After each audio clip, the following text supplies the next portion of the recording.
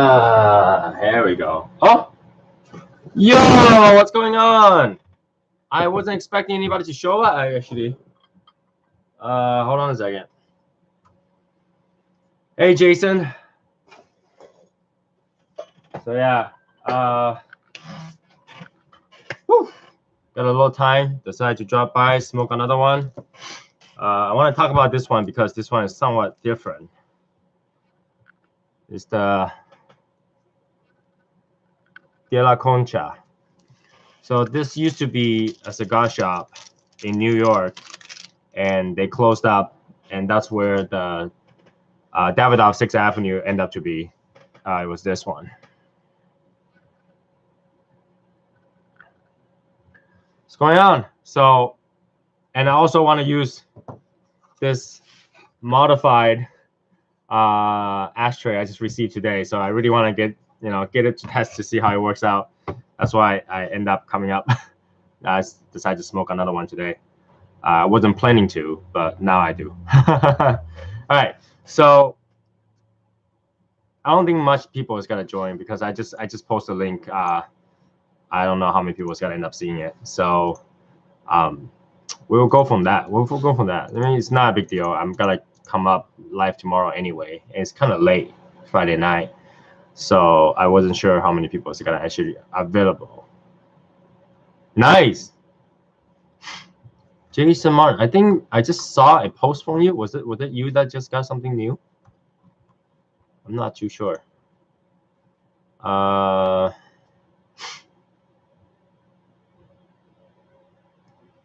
you got the Oasis, right?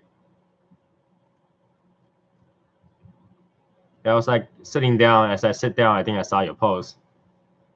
Anyways, let's get this started because I really want to talk about this cigar. It is what I call the budget Davidoff.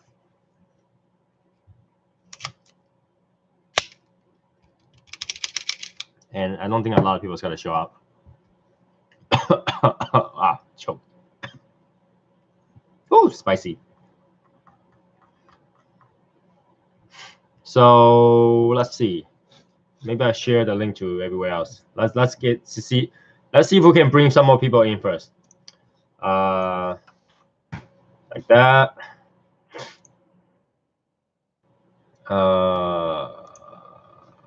See if anybody can join, because sometimes like when I do on Saturday, people can join due to time and all that stuff. I think a Friday night, right? See if anybody can join.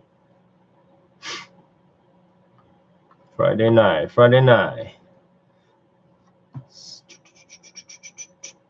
Northeast chapter. Yeah.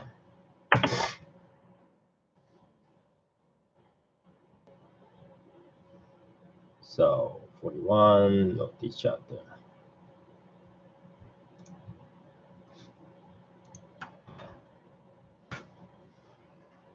Yeah, I mean, it looks like it's modified for sure because the original thickness is different. I know that originally there was no metallic piece on the bottom.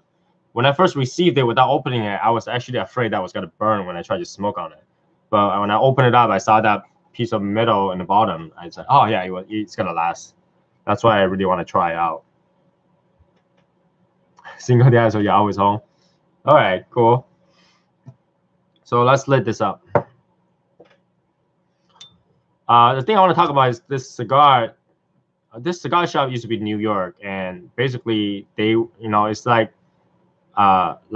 Cigars Daily. They cater another company to make the cigar for them, and this is one of them that actually catered Davidoff to make cigar for them. So now they closed. Davidoff took over, and they're selling the leftover of this, and all of them are like 10 years old. So this is literally aged cigar, and it's only $8.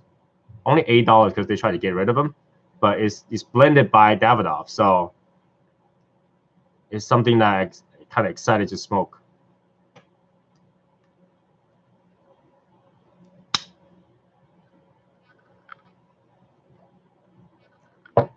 Oh wow, oof. Strong off the bat though, very strong off the bat. I'm smoking this De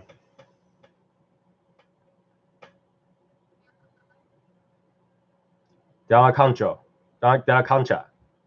So, like I say, this used to be a cigar shop in New York, and what happened is they cater Davidoff to make their cigars. And and just last year or 2 years ago, last year or so, they went down and Davidoff took over. Basically, because Davidoff was the one that make their cigars, they have a lot in storage, and so this was just sitting there, aging and aging and aging. And obviously, the store now take them out back to sell again because that's leftover cigar. It's kind of wasteful to not sell them. So they're selling these for like $8 a piece. So very, very good deal. And it's still Davidoff.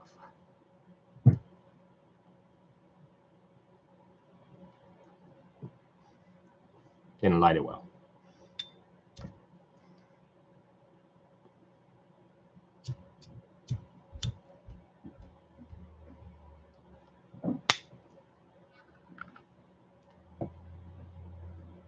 Look at that smoke output. Ooh. Woo! Good stuff. So for $8, you can't beat this. It's an $8 Davidoff.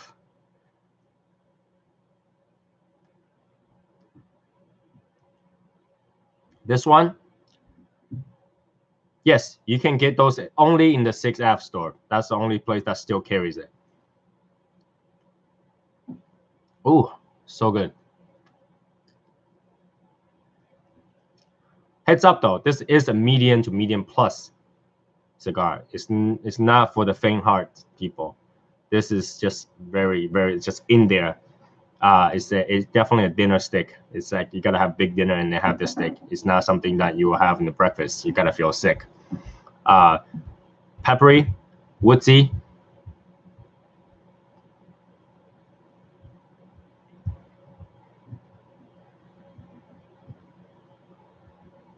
Where did I get the smoke that behind you? Oh, that my wife bought it. I think it's from customizeit.com or something like that. She bought it and put it on my table the other day.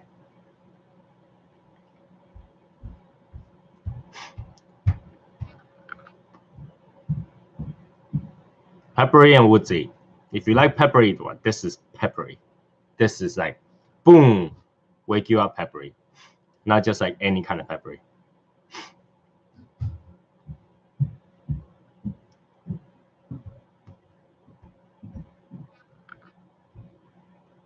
Oh, wakes you up peppery. And you want to know what this is? Just diluted whiskey.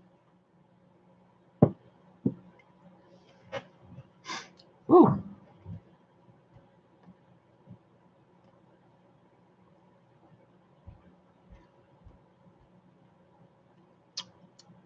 Very good. Very strong stick for sure. Very strong stick. Hit you right away. What kind of whiskey? It's called Yoichi. It's a Japanese single malt.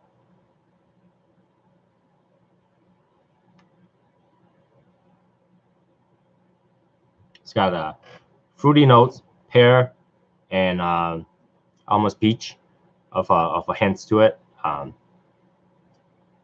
They usually age between 8 years to 10 years for the non-age expressions.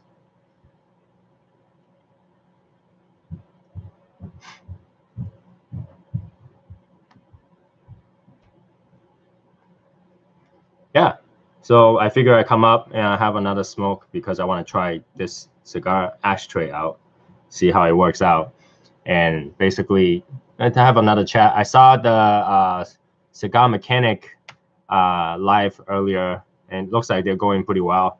So I'm kind of excited to basically get me one to smoke too. So because I can imagine people is gonna have a lot of fun over there. People who didn't go, they're lost, right? They're lost for sure. So I want to talk about a few minor stuff. I'm actually working to get a Rabbit Air to review. I actually contact their corporate because I wasn't too sure which one to get. So Have I been to a club? Yes, I have. It's the one, the little alley street. Yeah, the one I gotta go upstairs.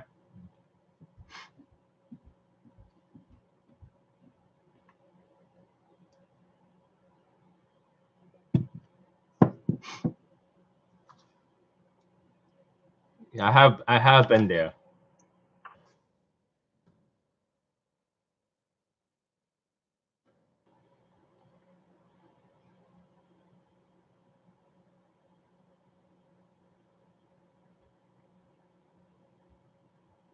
It is, but then they kind of require you to dress up. They don't allow, you know, they don't allow sneakers and stuff. So kind of like almost feel like a poser walking in there. So I like a place where everybody can go in hoodie to dressed up, you know, whatever they want to wear, because cigar is it's enjoyment, right? Why do I have to dress up to enjoy something, right? I mean, if you want to dress up, is one thing. Like, if I just want to a night have a drink and a food and a cigar, then I don't want to dress up. Then well, they're lost, right? Kind of thing.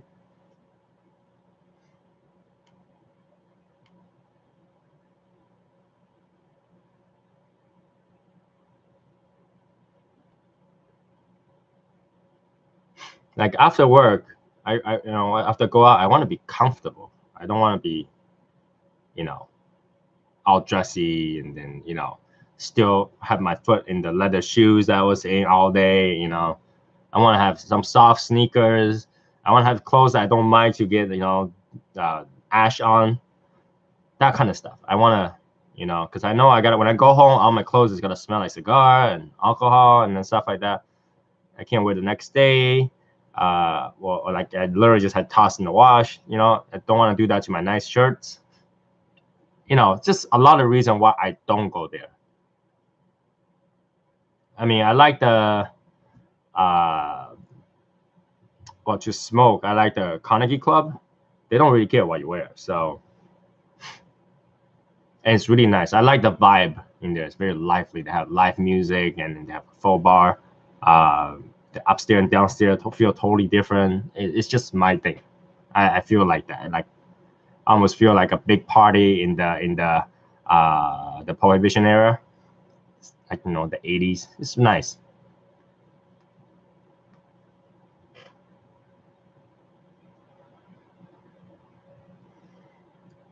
Very heavy. I almost had like the pepper doesn't it burns and goes away. So almost like mint, kind of cooling effect a little bit here and there. It's kind of nice. I like this cigar. It's just that it's so heavy sometimes that I can't smoke it all the time. But when I went there, I grab whatever box they have, like around the spot. This size, they have box left, I'll grab it, kind of thing. So it's a good cigar for $8. Good cigar for eight. Like, can you imagine this is $8? Really, really flavorful, nicely constructed, right? Since 1964 Dominican cigar. Good stuff. Really good stuff.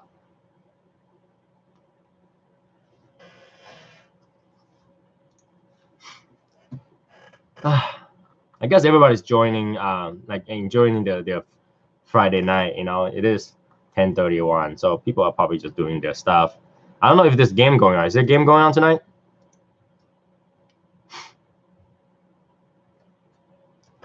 Um, you had to buy it from Davidoff 6F, but if you want some, I can help you find some. Now my guy over there, they will ship it to you if they need it. Ah, that's probably why. College games. Yeah, I don't really watch sports, so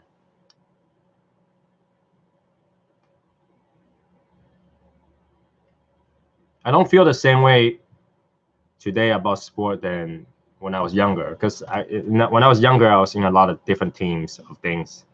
I was in martial arts team. I was in track, uh, baseball team, softball team. What else?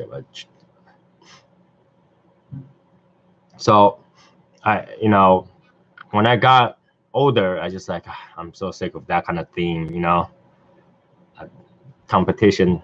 Like because all those different teams that I was involved with, I have so many injuries. I have so many. I'm like all broken by the time I'm aged.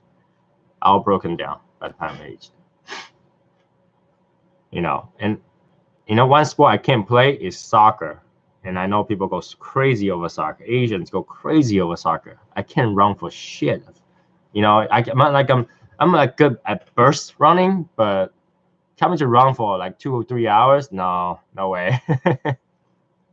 Why do you think I play baseball? I only had to run very short distance from one end to another. That's it, the end.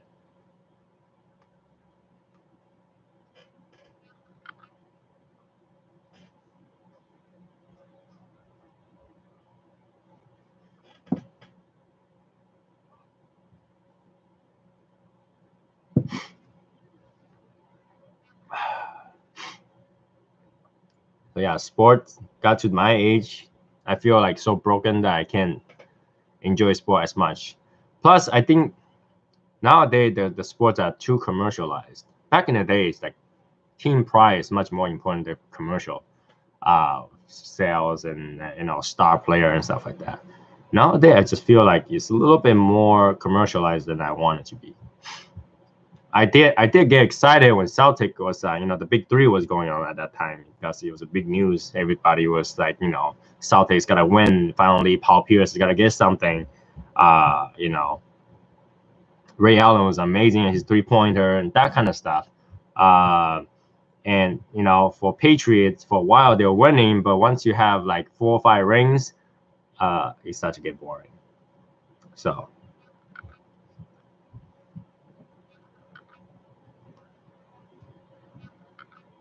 I even went to one of the parades back in high school. We would skip school to go to see the parade. It was freezing cold that day. It was freezing cold. Everybody got sick that day. It was freezing cold. So after that, nope, not going out. But now it's just all about money. I feel like it's all about money now. Like all the players about money and they involve political message into it. I mean, I can appreciate that you want to make a stand, speak out something, but doing it at the game is kind of like, oh come on, you're paid to do a job, so you can speak, you can do your private speak, you can go to make a speech, have a news press conference and all that kind of stuff, but don't do it at a game, because now you just politicize the game itself. So like I didn't like that a lot.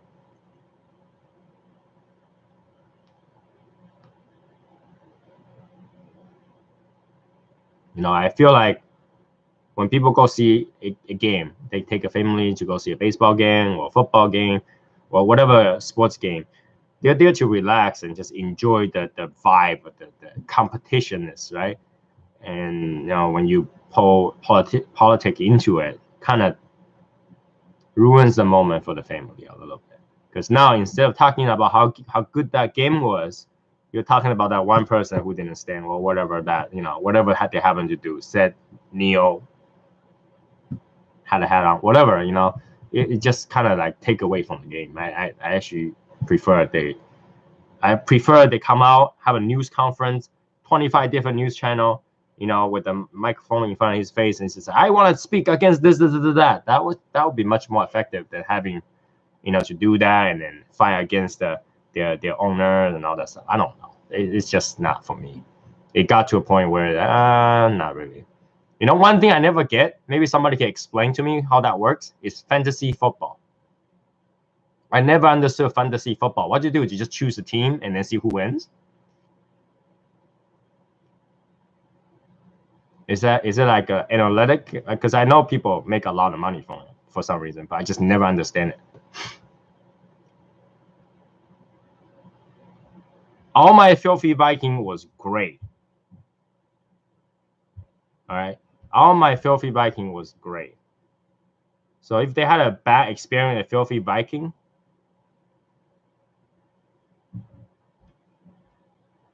it could be due to a lot of different reasons. And it's hard to explain. So you could have bad cigar because you have bad storage. You did not let it rest. You just take it out and smoked it. And then doing transit, it might have ruined something. you might have a really weird meal that did not go well with the cigar. All right, maybe your drink or your breakfast or something like that, it did not go well with the cigar. Or you're smoking a really, really, really, really cold environment where the smoke that just had no taste. So a lot of other things could affect the cigar itself, the burn, the taste. After all, you are trying to pick up something from you're picking up taste from smell. So if you're in a cold environment, your smell goes off. Your senses goes off. So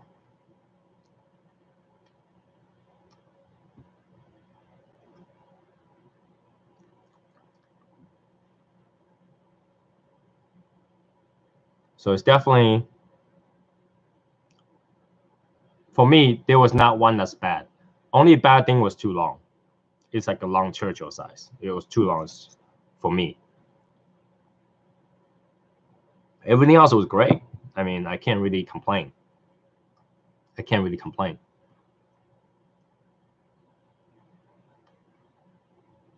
Well worth the price, especially when it first launched, with the two discounts, like the original discount and a coupon code. That was beyond amazing when it comes to price for that size and that kind of blend of cigar. For Rocky Patel, it was great. Am I ready for his darker cigar? That really depends. Because right now, see, that's the problem with having a really good product, is to have another product that people will be expecting to be better. You know what I'm saying? So when he launched another product, I don't want to put too much expectation on it, because he already have such a great Filthy Viking. It was a hype, and it meet the hype. That was the thing about Filthy Viking, right? So everybody was excited about it, and it turned out to be really, really good. So that was good. But when you try to launch another product after that, people kind of had an expectation of that it's got to be awesome as well. So I can't really put too much expectation on this. But he's making a darker cigar, so it's hard for me to say, am I ready? Sure, if he launches, I'll take it. So I wipe it down with the distilled water. So when you put an 84 relative humidity pack in there, it takes quite a while for the wood to absorb. So it will reach 84, yes, but the wood will still take a while to absorb all that moisture. But if you wipe with distilled water, it's in there, right? It's easier to dry than get wet, right? It's easier to dry than get wet. So I wipe it just in case. So the wood is completely soaked with the amount that it needs. And they just had to wait for it to dry. It's easier to wait for it to dry than wait for it to absorb. That's me. Right? I don't want to think that I already left the Boveda pack in there for like 3 days. The wood is ready. Take it out. Well, the wood is not. So now it's taking from my cigars. So I like to wipe it distilled water. Also, when you wipe it distilled water, you kind of wipe off all the dirt and nasty stuff that's on it. So I actually think that's a good thing, because when I wipe, always dirt comes off. There's always something down there, right? Especially when you get it out of the manufacturer, it has been sit there for a long time.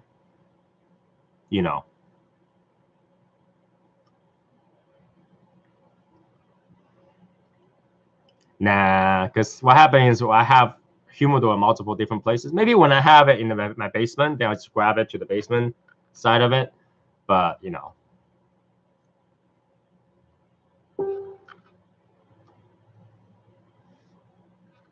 for now, I've stored in so many different places that I can't just show. I don't want to take my camera all over the place. My wife will kill me.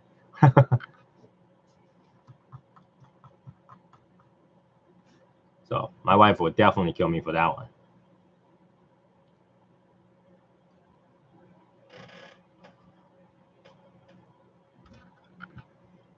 So I wipe it down.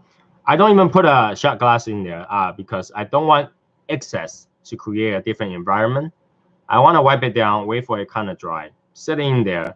Put a Bovita pack in there because it's not excess. The Bovita pack regulates it, right? So put a Bovita pack in there, excess will be absorbed to the Bovita pack, so it's ready to use continuously. So I would wipe it down. I put a Bovita pack in there. I only wait 24 hours. I only wait 24. So I leave it to dry a little bit so the color is away. There's no more color on it. Then I put it back in there, Bovita pack in there, 24 hours. If the next day it shows me 69% or 70%, cigar goes in.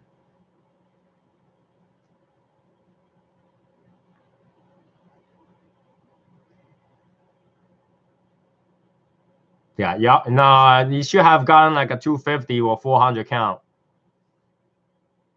Because you'll realize that 100 count is gonna run out really quick. Yeah, I heard about the Zio cigar. I actually checked it out, the Zio cigar. Let me just bring it up right now.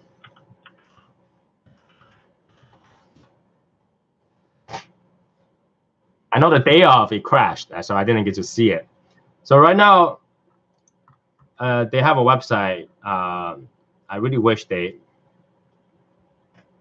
fixed the image a little bit, but yeah. So Zio cigars, and I see, it's very nicely done, and but I wonder if in the end it's gonna give me the same vibe. Different cigar company have different vibe. So for me,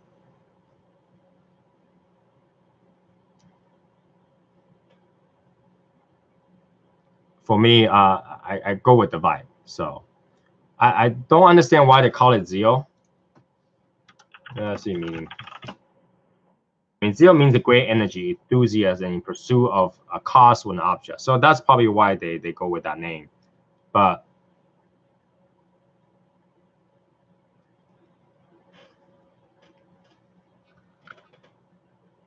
it would take. I don't know Bradley that well. When Bradley and Tim were together, I was always sided with Tim because I feel Tim was more relatable, was more personable to me. I'm not saying that Bradley was any bad person. He's great, but I can't relate to it. So when people said he's leaving, I go, when people say he's going to make his own cigar company, I go, yay, that's really good. But as soon as I see Zio Nation, that term came up on his post, I kind of have a slight negative feeling about it. But nothing against it. I just didn't like how it was done.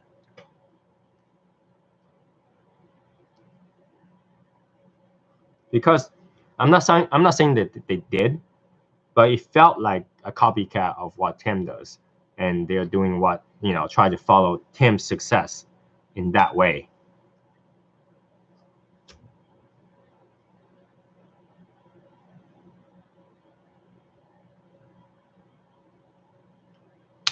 Yeah, when he made a post on his own page, I think I saw the hashtag Zio Nation, which kind of like feel like, oh, it's like a copycat kind of stuff.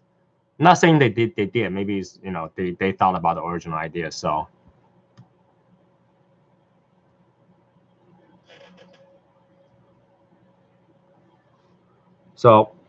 I don't know how I feel about it. I mean, best luck to them. Obviously, everybody's venture is a good thing, right? Anybody who comes out, it's a good thing. And for a while, he was talking about how he was not gonna leave. He doesn't need this. Remember when Tim left, he was talking about he doesn't have to, he doesn't need this cigar thing. He's just doing it because he's enthusiastic about it. And now he come out to do that. That's kind of like, it's not a bad thing, but I don't know how to feel about it. Right? You know what I'm saying? It's like nothing against them at all. I just feel like, okay, here's another one, and another competition for the Cigars Daily Nation, but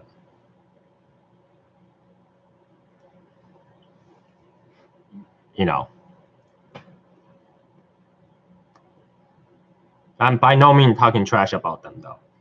I mean, it's good for everybody to go out on their own venture. It's just that do I feel excited about it? Not really. I feel indifferent, to be honest. Um, I mean, I never tried their product. I'm pretty sure they got to make their own cigars, right? Because that's what Zio Cigar is about. Um, but the name is kind of ambiguous about the term. Are you gonna make a brand called Zio Cigar, or are you making a shop that called Zio Cigar, right? Not a lot of information out there, so I don't know how to feel about it. But it could be really good. It could be exciting. Again, I don't know either of them. I don't know Bradley that well. I never spoke to him. I don't know Dana that well. I never spoke to her either. I don't make phone calls to make sales to people that I don't know of. I only call the shop that I know of. I spoke to Tim very early on when he started. So hey, Christina, I spoke to Tim very early on when he started, and he is just as sincere and personable to and able to relate to on the phone as he was online. So, quickly develop this trust that I believe in his brand.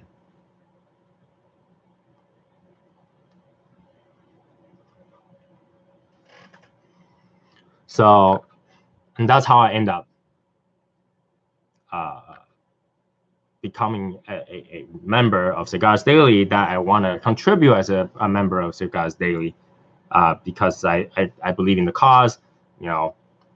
Family business is hard.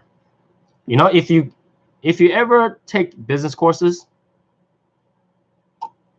if you ever take business courses in business majors, first thing they will tell you is do not ever start a business with a family member. Did you know that? Do not start a family business, or start a business where family member is a part of ownership.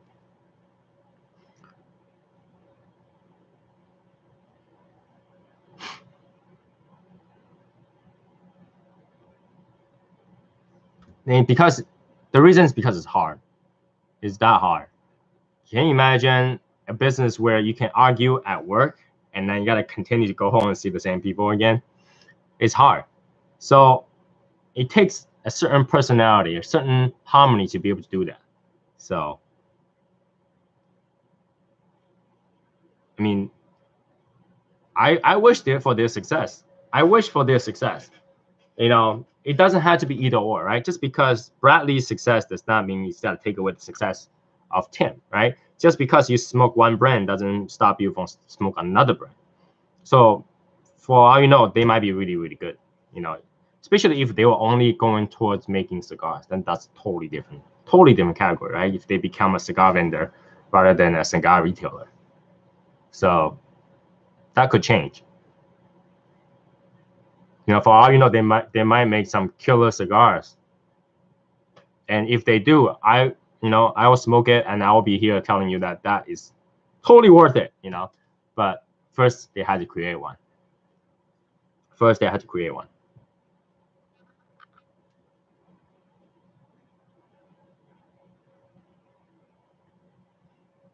So yeah, I mean, I've been asked that question a few times already, where hey, Bradley is doing this. It's the same question that was asked to Tim. Bradley started this. What do you think? I mean, there's not much to think. He's starting it. He trying it out. So hopefully it will succeed and then become a brand that everybody likes too. So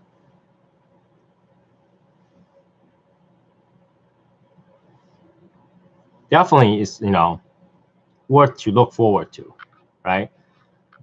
And I hope if you watch TNT before, there's always like a Tim side and a Bradley side, right? At the end of their broadcast, they always go home and turn on their Instagram. I don't know if you know that. They always turn on the Instagram, but Tim and Bradley always have separate Instagram fan, and they always go either or. And I was the one that look at Tim's. So I hope that doesn't create a clash, because I know a lot of Bradley fans also in the Cigars Daily Nation. So I hope that doesn't separate the whole community. I guess that's how I say it. You know, it's hard to find the right word for it. It's hard to find the right word for it, but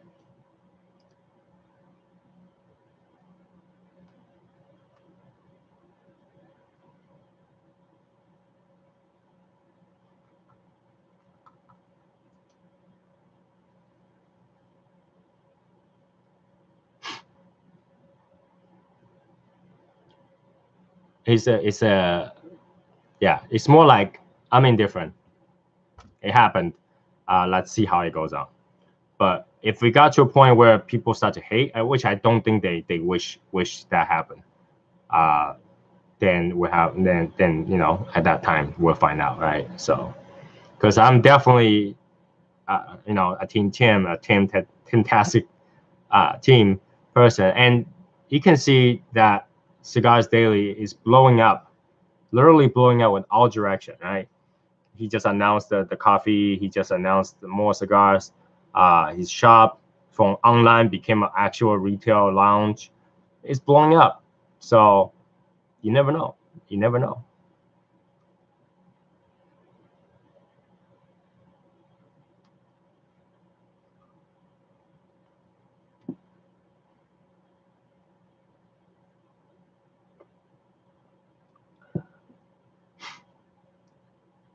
It's always a. I mean, I know cigars community. A lot of friends are competing to each other. So it just because there's only so many people. There's only so many people doing the business. So you just had to be friendly to everybody, kind of thing. You know, there's only so many owners. There's only so many brands out there, and the rap is always the same person, right? Bradley probably deal with Brendan Well just the same thing as you know Tim does. So good. I mean, pipe is good stuff. I mean, I always kind of envious about people who smoke pipe because they have so many blends, so many options. There's so many options. Like just standing right next to them when they open the bag to get the tobacco out, smells so great. Their infused tobacco actually tastes like really infused. You know, it doesn't take a lot to taste it. You can smell it. You can smell it. So I'm kind of envious of it, but I just can't do it. So, and I don't, you know, can imagine this. I have to hold something in my mouth like this and go, you know, and go. Doesn't look good on Asian.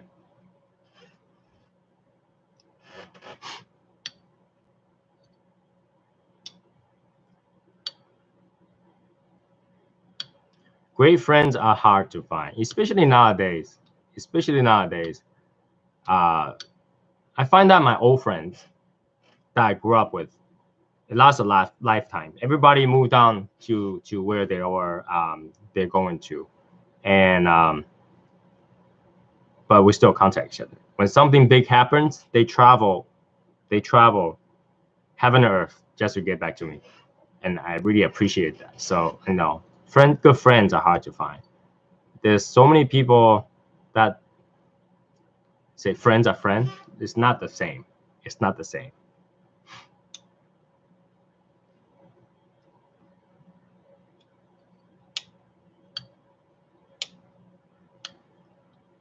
Lucky Charm tobacco.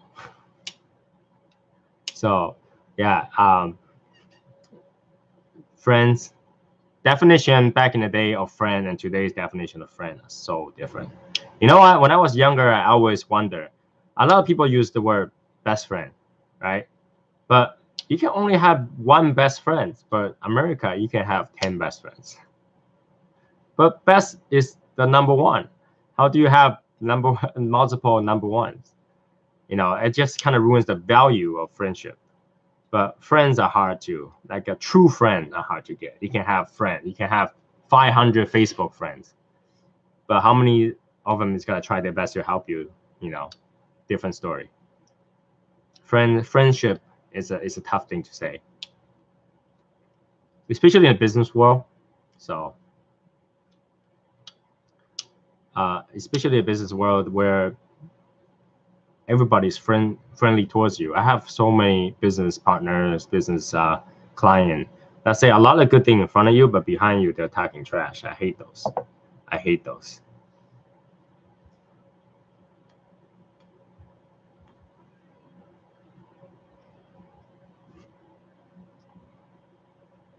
I hate those. I actually have two clients that knows each other, and one day a client just called me up, and then he had a kind of emergency meeting, and so I traveled down just to make sure everything's okay because he's an old client, so why not? And so I took care of it, and then when he say, "Oh yeah, just go ahead and bill me," I was like, "That's okay, whatever. It's not a big deal. I just want to make sure everything's fine." And then he goes to tell the other guy, he goes, yes, he said, "Last week Tony came over and solved my problem. He didn't even charge me. What an idiot!" And I was like, "What? Did he just call me an idiot in, like talking to you because I give him the benefit of the doubt and didn't charge him for the time that I spent to go to him? That's bad." He said, "Yeah, I mean, I'm not sure if he's joking, but he said, what an idiot." And I was like, "Oh, I will make sure I don't do that next time." So I stopped our contract and no longer talk to him anymore. So I just didn't like when somebody's so friendly and I go out of my way to help, and then they went the other way.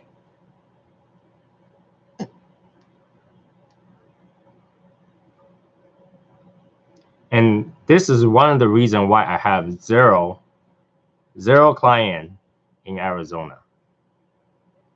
Because one guy I had a trouble with moved there. One guy I had a lot of trouble with moved there. So this is what happened, okay? I'll tell you guys a little venting of background story. So back in the days, we had a group called the 1% group. So it's a bunch of my close friends, from school and stuff like that. We grouped up to do a lot of fun stuff together, to buy stuff, to go hang out. We'll book out a restaurant to eat, a lot of stuff. And one of the girl who is my wife's childhood friend, and because it's childhood friend, we're kind of like more protective towards her, and her and her boyfriend at the time. Now, one day, her and her boyfriend broke up. Well, it is what it is because the boyfriend wasn't doing what he's supposed to. It was kind of like a deadbeat boyfriend at the time because he wasn't trying hard enough, I guess. That's fine. And one of our club member decided to, one day at night, we're chatting, he started to be verbally very abusive towards her. Was calling her names, sexually provocative terms, that kind of stuff. I didn't want to use those words here, and I got angry. I like, dude, you need to stop. You need to stop. If you want to call somebody something, that's fine. I can't stop your mouth, but don't say that in front of all of us to her. And she's just like, "Oh, that's okay. I don't mind." But she doesn't mind, but we do mind, right? How are you like? For example, if somebody start saying bad things to your mother or your sister, that kind of people, you'll be like, even if my mother and my sister doesn't mind, I'm still gonna beat you out. That's not acceptable. Then she turns around and screamed at me and my wife. Said, "That's none of your business. Don't butt in." I go, "Wait, I'm being yelled at for defending you? No, that's weird. That's weird." And obviously, at the time, I was like, "Hey, you guys, I can't be friends with people like him, trash talking a woman like that. I can't. So you guys gotta make a choice. Either you guys can be friends with him, or stop being friends with him. We can continue to be friends because I can't be with a group that talk to women like that." So a lot of background things happening, and I basically give him an ultimatum to make a choice. Right? We can continue to be friends, but I cannot overlook this. because I have a standard, right? I have a standard. I can't, I'm not gonna run a group where people are trash and talk each other like that, especially to a female and who just broke up with a boyfriend. So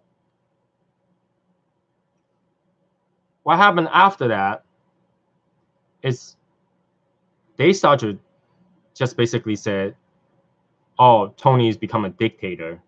Let's just leave him alone, blah, blah, blah, blah, blah. So I went ahead and just blocked him. And my wife obviously is talking to her. It's like, why are you being mean to us? We're trying to defend you and everything. And ultimately, I became the enemy, right? Now, there were a few friends just basically said, you know what? I'm not even buying this. I'm just going to be mutual. I said, there's no mutual in this. I can't be friend with you if you got to be friend with this kind of people like this, because I don't want to get into that issue where I had to deal with it in the future. Where we hang out, sees him, I am going to get up and leave. So that happened. And even though my wife was right next to me, she texted my wife and said, I'm not going to stop being friend with him, but I'll always be your friend, to my wife. And my wife was like, are you kidding me, right? Whose side do you think I'm going to stand on? My husband's or his side? Of course, I got to trust my husband's. So, if you can stay away from him, that's your choice. You like to be yelled at, that's your choice. But this thing has happened. So we're moving on. Later on, one of the person told me that basically this whole thing goes up because she was sleeping with him a couple of days after she broke up with her boyfriend.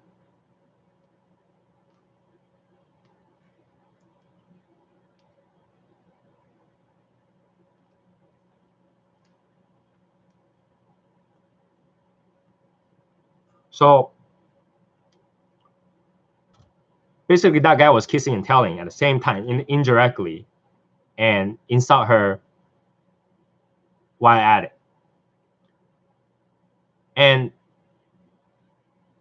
But then at the same time, they could have easily say, oh, we have a small relationship going on together on the backside thing, I'll stop. But they won't. So this whole thing can't happen. I was like, you know what? I'm stupid to have friends with you guys like you guys, because this could have been easily resolved, but you guys decided to make this harder than it is. If you guys want to tough love each other, do it on your private things. Why you had to do it in public? Because I can't stand somebody trash talk a woman. I'm very pro woman. I feel like woman has a much tough time than a guy. So when somebody trash talk a woman, I can't take it. Mentally, it hurts.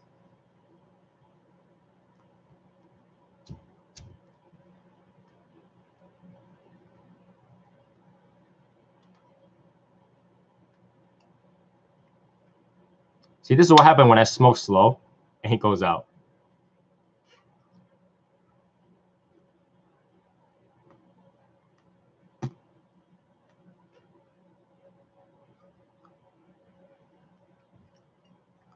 So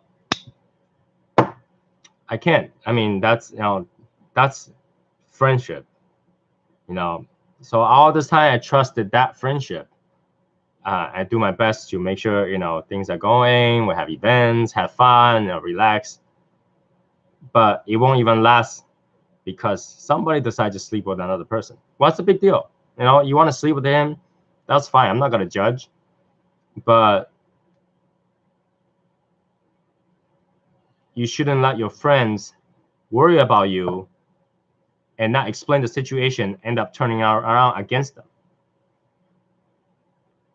So yeah, that's one of my history about friends. It's hard to find real friends.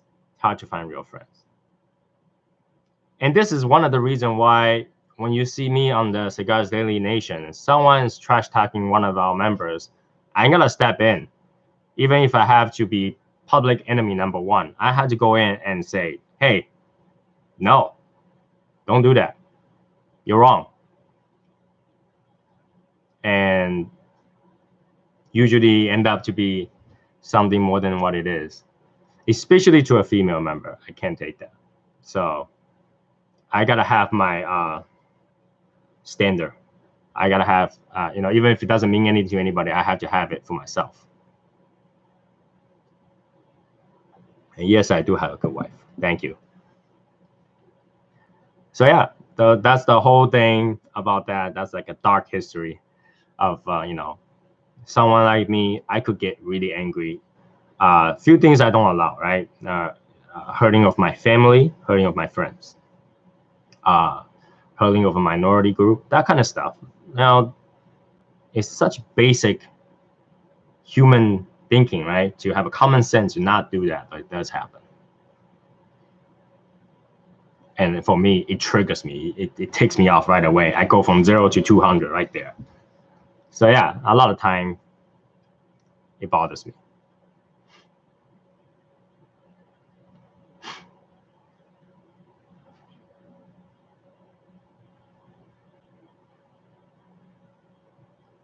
Yeah. For my culture, friendship is very important. Friendship is as close as a family member. Like, what's the difference between a friend, a good friend, and a good family member? Do you know what's the difference? What is the difference between a good friend and a good family member?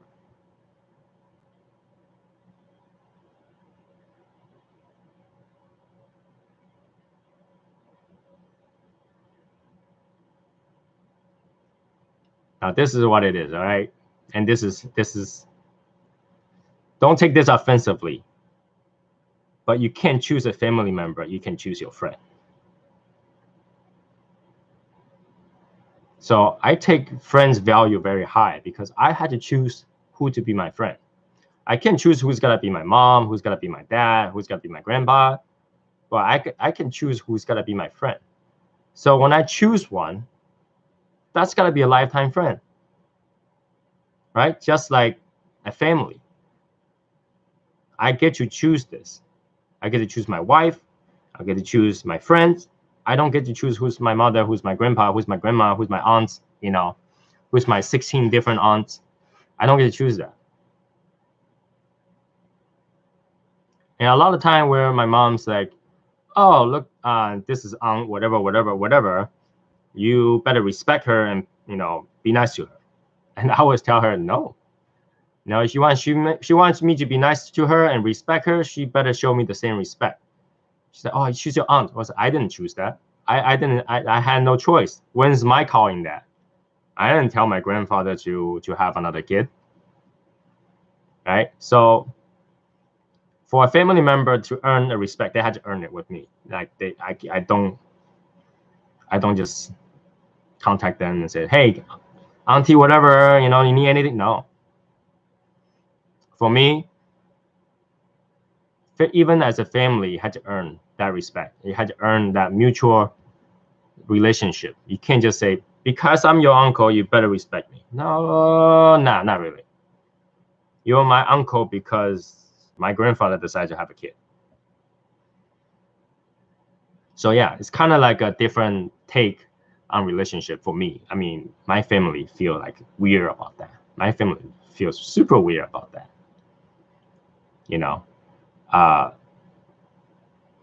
Where sometimes they'll ask me for a favor. I'm like, why? Why do I have to go out of my way to do that for you? Well, he's your uncle. I'm his nephew. What he done for me? So kind of rude in a way when I do that, but it's what I believe dearly, and I treat friendship very different from other people. So yeah, that's my take on friendship.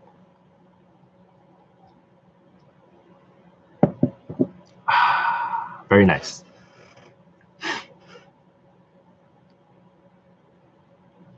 Yeah, I have a lot of fights with my family members. I have a lot of fight with my family members. We don't get along.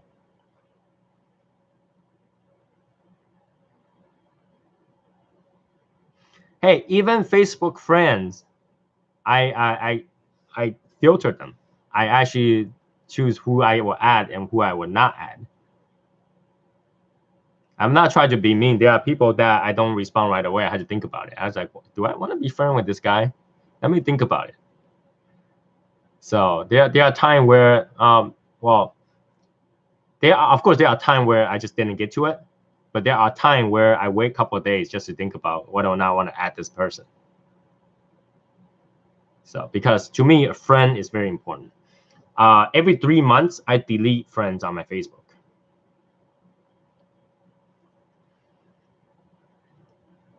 Every 3 months, I delete friends on my Facebook. So anybody that hasn't talked to me for 3 months, hey Elia, every person that I haven't talked to for 3 months, I delete their Facebook from my Facebook as a friend.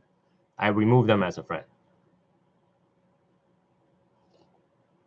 Reason being, I think that especially in today's technology, today's world, it takes you less than 3 minutes to send a message, say, hey, how you doing? What's up, Tony? Right? Takes you seconds to do that. But if you can last 3 months without talking to me, I guess you're a stranger.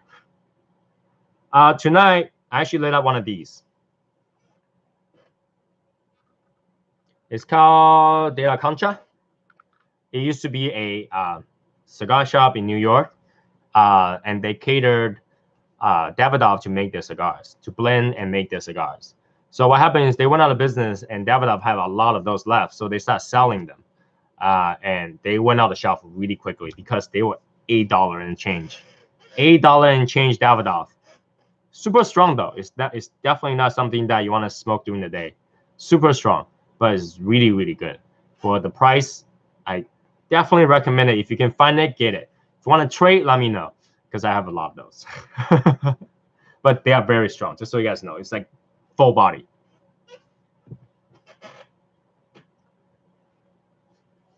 Very good stuff.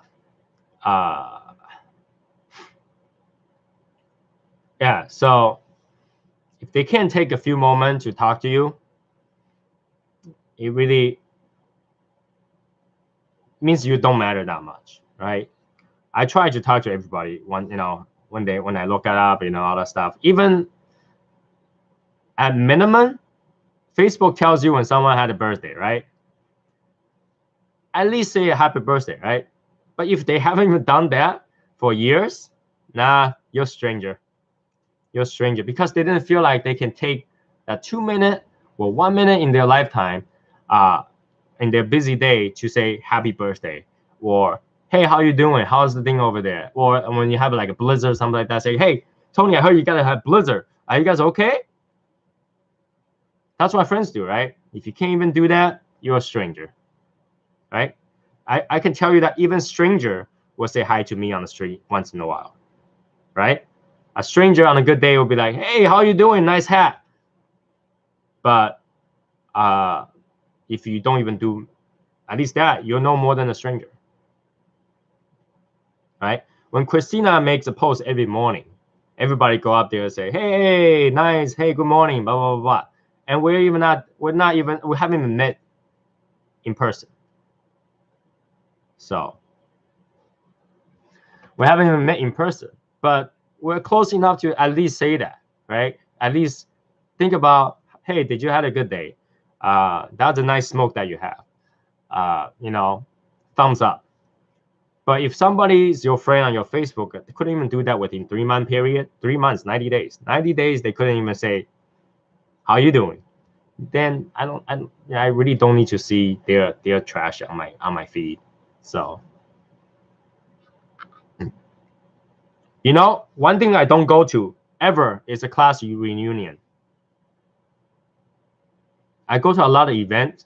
One thing I do not go to is a class reunion.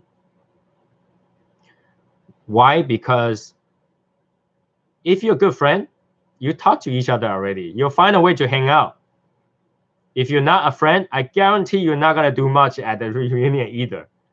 You're going there to pretty much put up a face, say, hey, long time no see, how are you doing? Well, you should know because I had it on my Facebook. Right? you go to school reunion because someone had a school reunion page on Facebook and you're a part of that. That means everybody sees what's going on here and there, right?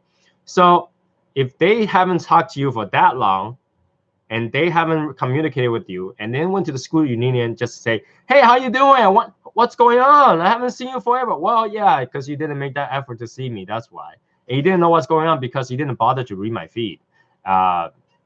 So why would I go to school reunion for? It's literally a combination of people trying to show off what they have today. All right? Do I really want to go there and compete with them? I don't really feel the need to. I don't feel the need to. Right? I don't feel the need to. If you're my friend, we probably hung up at least one time before the 10-year reunion. Right? Because I travel. I will go to my friends to just hang out. I will travel just to see you because it's that important to me.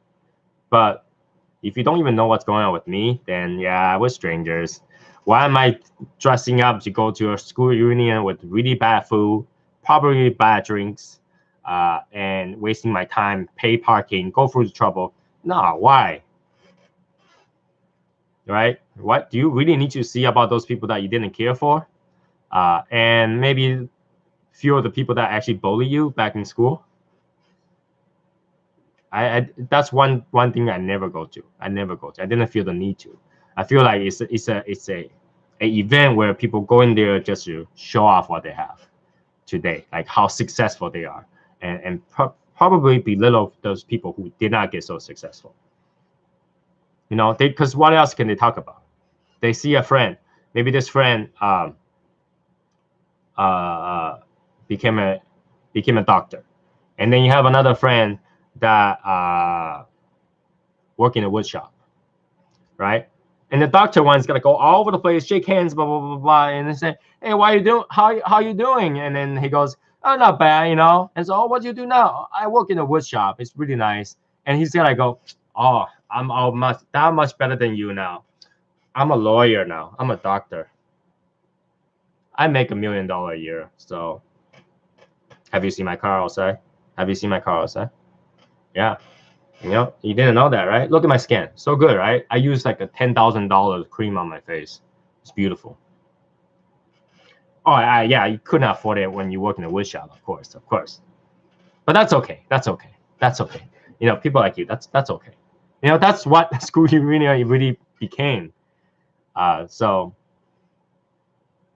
friends, very hard to come by. Very hard to come by. It's more expensive than gold. More expensive than gold. You gotta take your time. You gotta take your effort to keep a friendship because it's worth it. It's worth every penny, right? A friendship is worth every penny. Earth is that small. You can go from one end to the other within 2 days. Earth is that small. Can you imagine back in the days, people will write letters to their friends, handwritten letters. Right? They'll take the time, and you won't get there until a year later because it takes that long to send a mail. But nowadays, it takes 3 seconds to write what's going on, and nobody does it. So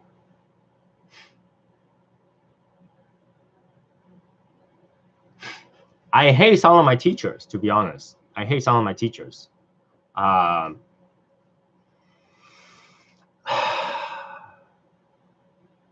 know this is gonna offend some people. There's no such thing as bad school. There's no such as bad student.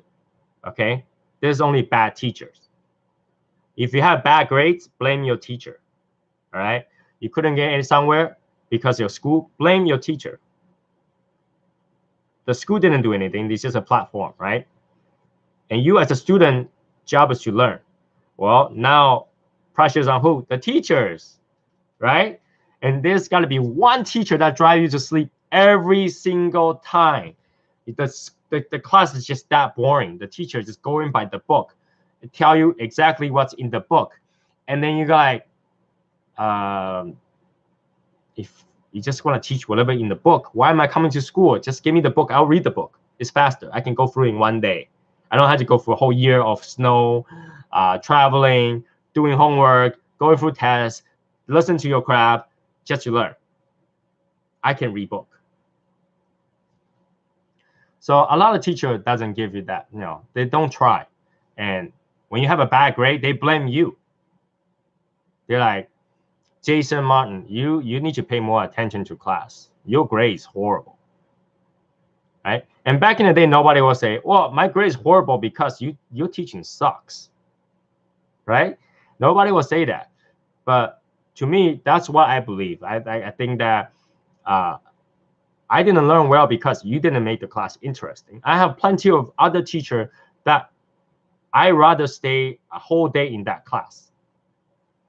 I would love to stay a whole day in that class because that teacher is just that good. He makes the class engaging. I want to learn everything about what he's talking about. I have a biology teacher that set his fiance's sweater on fire. That was fun, right? So, when it comes to school, there's no such thing as bad school. There's no such thing as bad student. If you had a bad grade, if your kids have bad grade, blame the teacher. Don't blame your kids. Blame the teacher. I mean, I know teaching is a tough job. Okay, teaching is very tough job. Especially a lot of them will have to teach during your semester or your standard school year.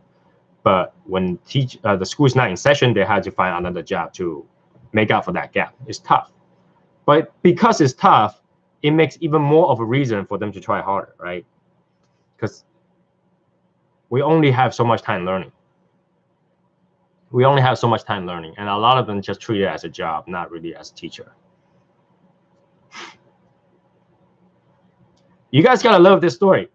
I have a teacher that tried to fail me.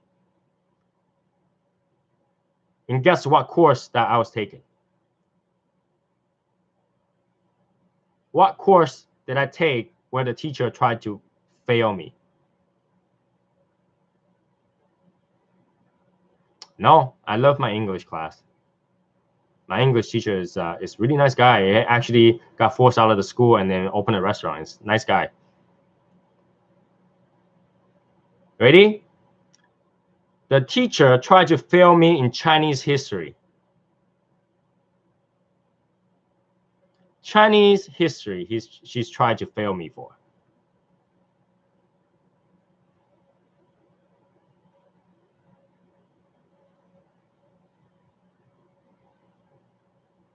Only because I tell her that she's wrong.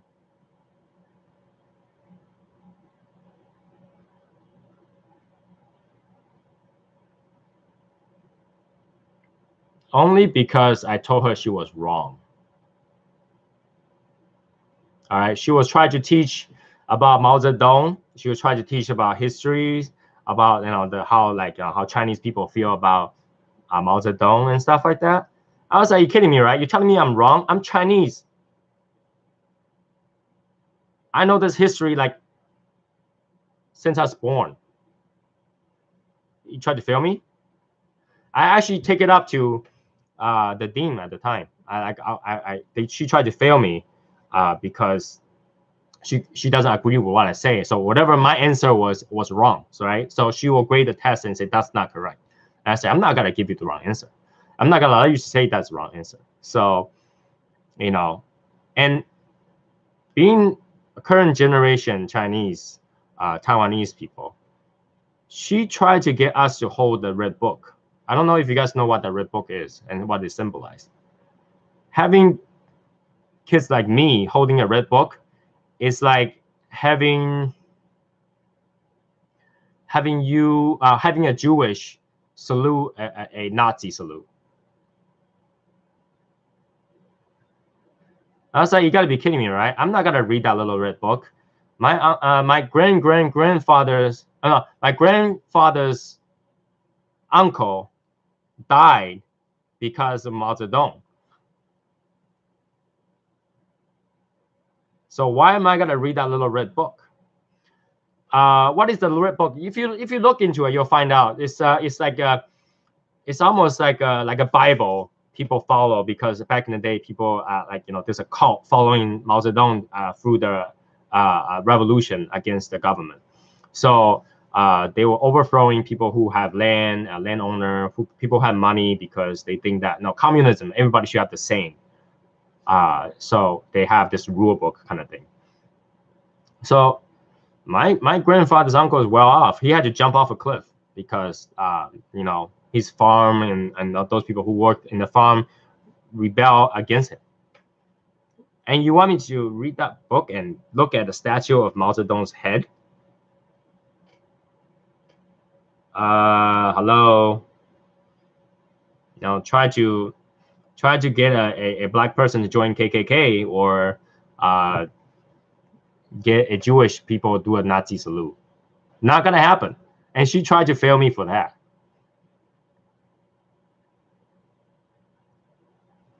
Right?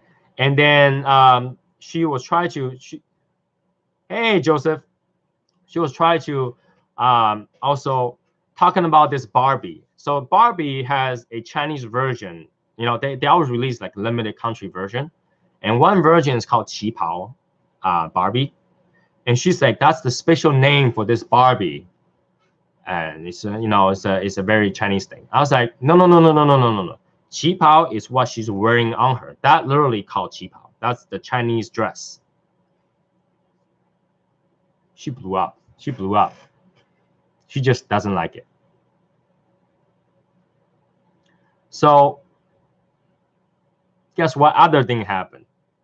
Because she's also my math teacher, she tried to fail me on math too. Math? Oh.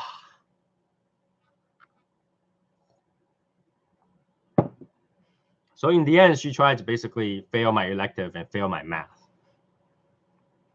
Not happening. Challenge it. I challenged it. I won.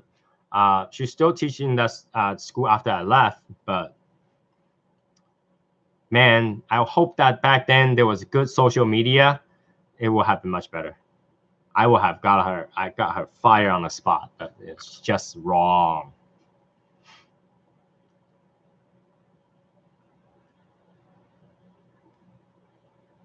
There are some great teachers, but the system and pay usually run them off or beat them down. It's sad. Yes, I have. I know 2 great teachers was pushed out of the school because the way they teach was that good. They're that popular because they are a teacher that understand that everybody has an issue. Everybody have their problems, right? I have a business teacher. He's super good. He's so great. He teaches everything in a most interactive way possible.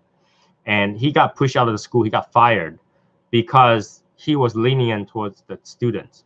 So a lot of time where the student couldn't make it to class on time, 1 or 2 minutes late, for whatever reason. Obviously, back in the day, from high school, you need passes, right? You need, like, you know, because you did something with me, so you need passes. Sometimes you just don't have it.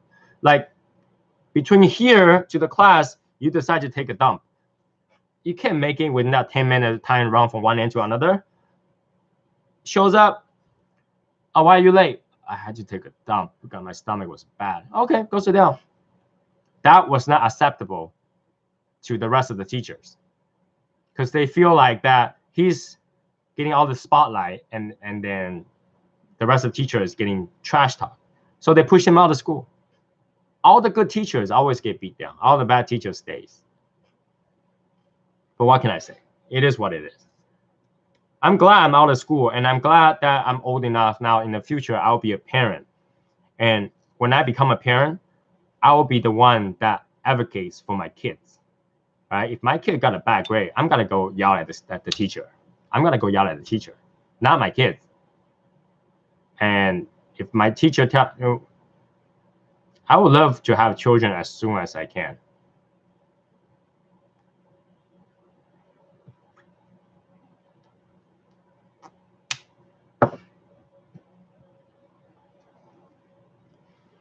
But something like children is not something I could say. I get a say in it.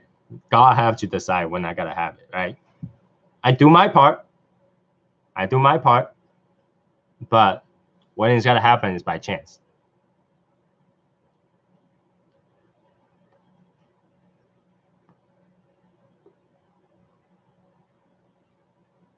I would like to have children, of course. As many as I can get. You know, we're often pressured by the, family members. Oh, when you gotta have kids, you're getting old, you gotta have kids. Not up to me to say. Not up to me to say.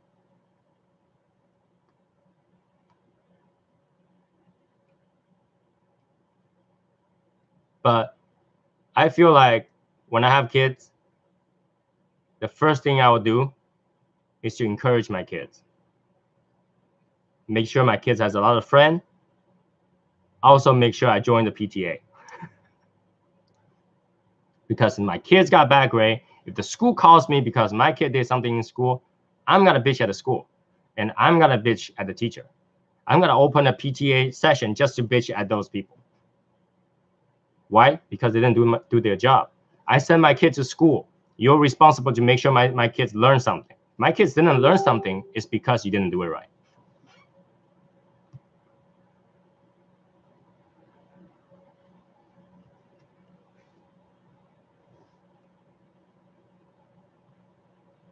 Right? I expect that when my kid goes to school, I'm not gonna get a phone call because I'm probably in my basement enjoying a cigar. So, all right, see you later, David.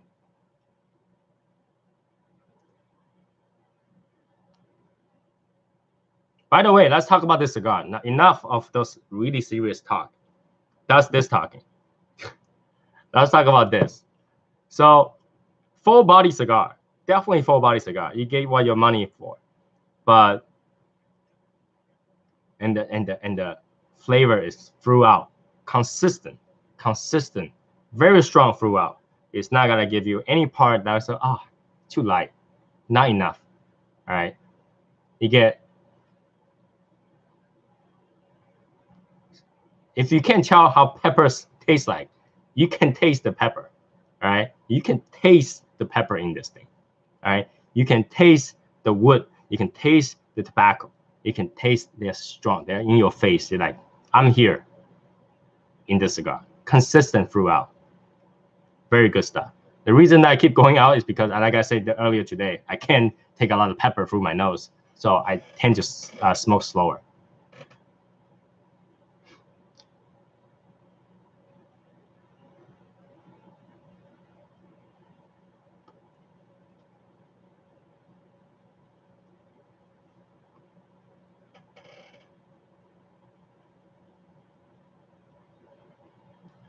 If your kids is trying and the parents are promoting good work ethic, but too many kids are parents take no responsibility.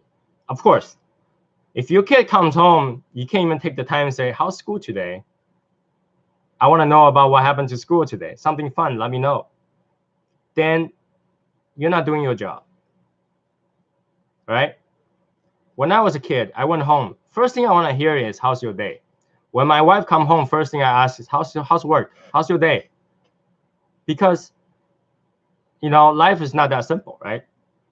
So something must happen. Either you want to vent or you want to tell somebody something good or something bad, right?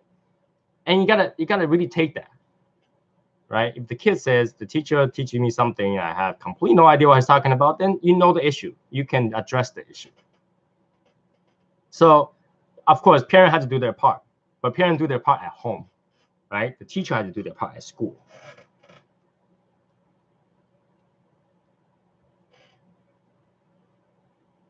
Right? So we expect the teacher to do their part at school, while some of us at work or whatever. And I understand that a lot of parents comes home when the kids come home, both are tired. They really want to, parent has something that they want to vent, and the kids have something they want to vent. Well, the parent obviously can't vent to the kids, but you gotta allow your kids to vent. You never know. Something might put you into giggling, right? So parent had to do their part at home for sure.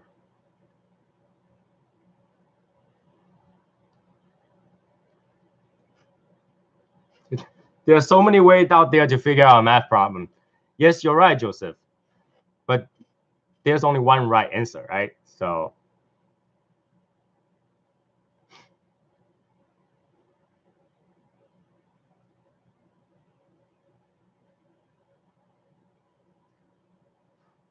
okay, so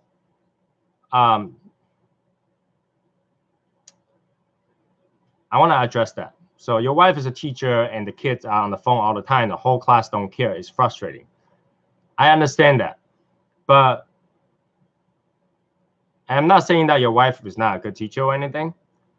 But when you see a problem like that, maybe it's because the kids are not interested. So whatever they have on the phone is much more interesting than the class at that point. So a lot of time you have to kind of communicate with the kids, say, what part of it is not intriguing you enough that, I know a lot of courses are hard. Like it's hard to get kids interested in English, right? Or it's hard to get kids really interested in math. Those are hard. Science are easy because you have, it can actually show something, but everything else is hard. It's all about creativity at that point. My English teacher, he doesn't focus on the curriculum as much. He focuses on how much you can learn at that time. So he often uses current news, current information to kind of get you involved, right? He will talk about what he read. It's funny because he got so excited. I remember this, okay? At the time I had the English class, the teacher was very into segue, all right? He will come in and start talking about segues, and then he will kind of merge the class into that topic and using that to help him teach whatever the class needs to learn. He's also a homosexual. That's the right term, right? He's also a homosexual, so he's very into about a gay topic or a gay rights and stuff like that. And he will tell them, oh, I read the news today, blah blah blah blah, and he will talk about things that's not related to class. Everybody's intrigued. Everybody want to talk about it, and from there on, now he's got everybody's attention. Throw some stuff in there, and he was able to get everybody to learn. Now, you gotta know that he's teaching a class of non-English speaking students to speak English. So it's very tough. So creativity is one thing to get kids involved. Don't always go by the book. So, and I think that's something that everybody can kind of discuss. Like if I am in PTA, I would love to talk to the teacher and say, no, I know my kids are not paying attention in school. I know that there's some issues. What can we do to improve it? Not what I can do at home, but what I can do with you. What do you plan to teach? Maybe I can mention to my kids something that can spark his interest in it. And I'm not saying that works universally though. Some people just don't like to learn, period. You put a textbook in front of them, boom, right away. All right, that my wife, you put a textbook, any kind of textbook in front of her face, she just fall asleep. So I can understand that some people just don't want to learn. All right, and that kind of people, you just can't force them. There's no way. Let them learn something they like.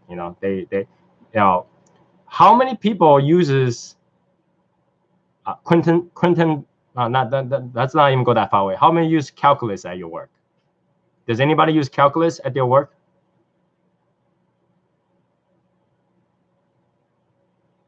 Probably not, right?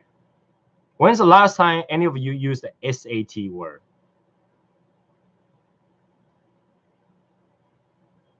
A word that nobody can understand. Like when's the last time you used the word solstice? Hey, Jonathan. Never, right? Yeah, we're alive. So that shows you how important certain things are. And I feel like for a lot of people, those information are not relevant. So yeah, they will not pay so much attention to it. But if you put that in perspective, then you understand the kids are not into that. So popular culture, maybe? You can learn the same stuff using popular culture. You can learn the same stuff using popular culture. Right? You know how many crazy words are in rap songs nowadays? Just so that they can choose the word and then rap about it. Right? There's a way to utilize popular culture and try to get kids interested in learning, for sure. So So in a way, yeah, I mean, teaching is a tough job. How to find the creativity to control the kids is the tough thing. It's very hard. But I feel like the teacher had to make that effort. It's a hard job because not everybody can do it. Not everybody can be a teacher. Being a teacher means that you have taken on the task, the holy task of teaching the next generation, right? So there we go. Now, I know saying that kind of stuff is gonna get a lot of people hate me, and I'm gonna get hated on for saying that, because I'm pretty sure there's a lot of teacher out there, and of course there's bad teacher and good teacher. I hope, and I believe that your wife is a good teacher, and then there are kids that just not interested. But I feel like in terms of that, we need to shift to a different direction to get the kids interested, right? So. And I also know that the teacher have to follow a certain curriculum because it's part of their job. They have to kind of report that kind of stuff. They have to make sure that it works out. But still,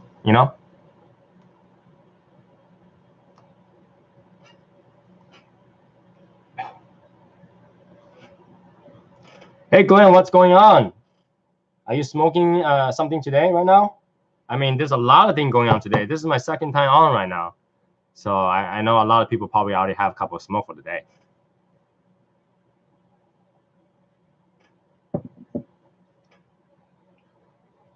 I'm just so glad that I'm done with school at the same time. So, but I can tell you a lot of time, I learn more by speaking to people than in school, because the people that you talk to is going to give you more relevant information than what you learn in textbook. Like I say, a lot of things you learned in school you never use. Unless you got to go to a place.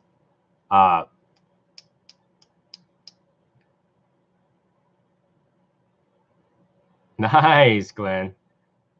How many cigars did you have today already, Glenn? Unless you tell me that you got to go to a supermarket, you ask how, go to cigar shop, how much does this cigar cost? He's gonna go, X equals 1, and Y equals 2, and X times Y times 3 divided by 5 equals X, Y, Z, and that will be the price of the cigar. And you had to figure that out. No, you never had to do that, right? So a lot of things that we learn in school and we don't use. And if any cigar guy, when I go pay for a cigar, they give me an equation to solve, I would just toss the cigar. Kidding me? You make me do an equation to figure out the price of the cigar?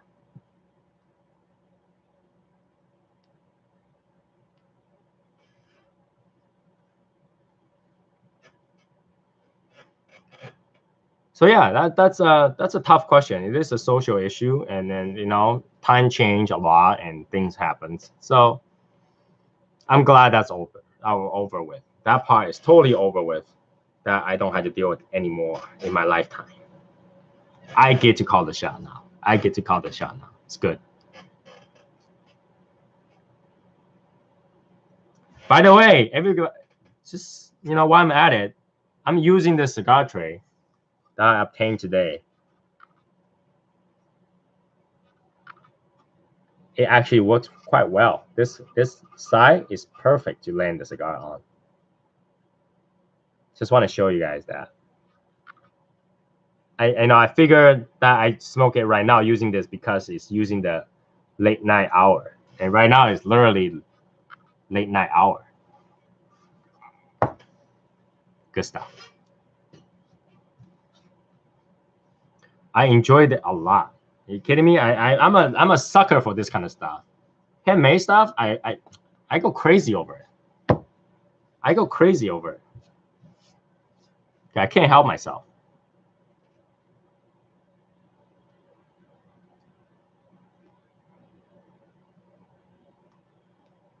Oof.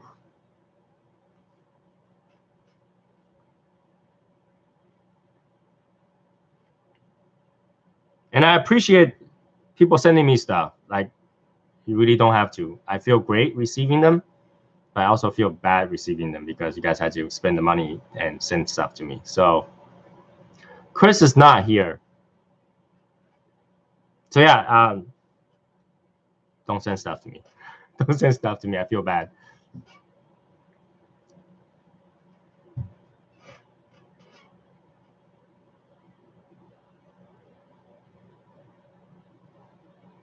I know I give us cigar all the time, but I will still feel bad, you know.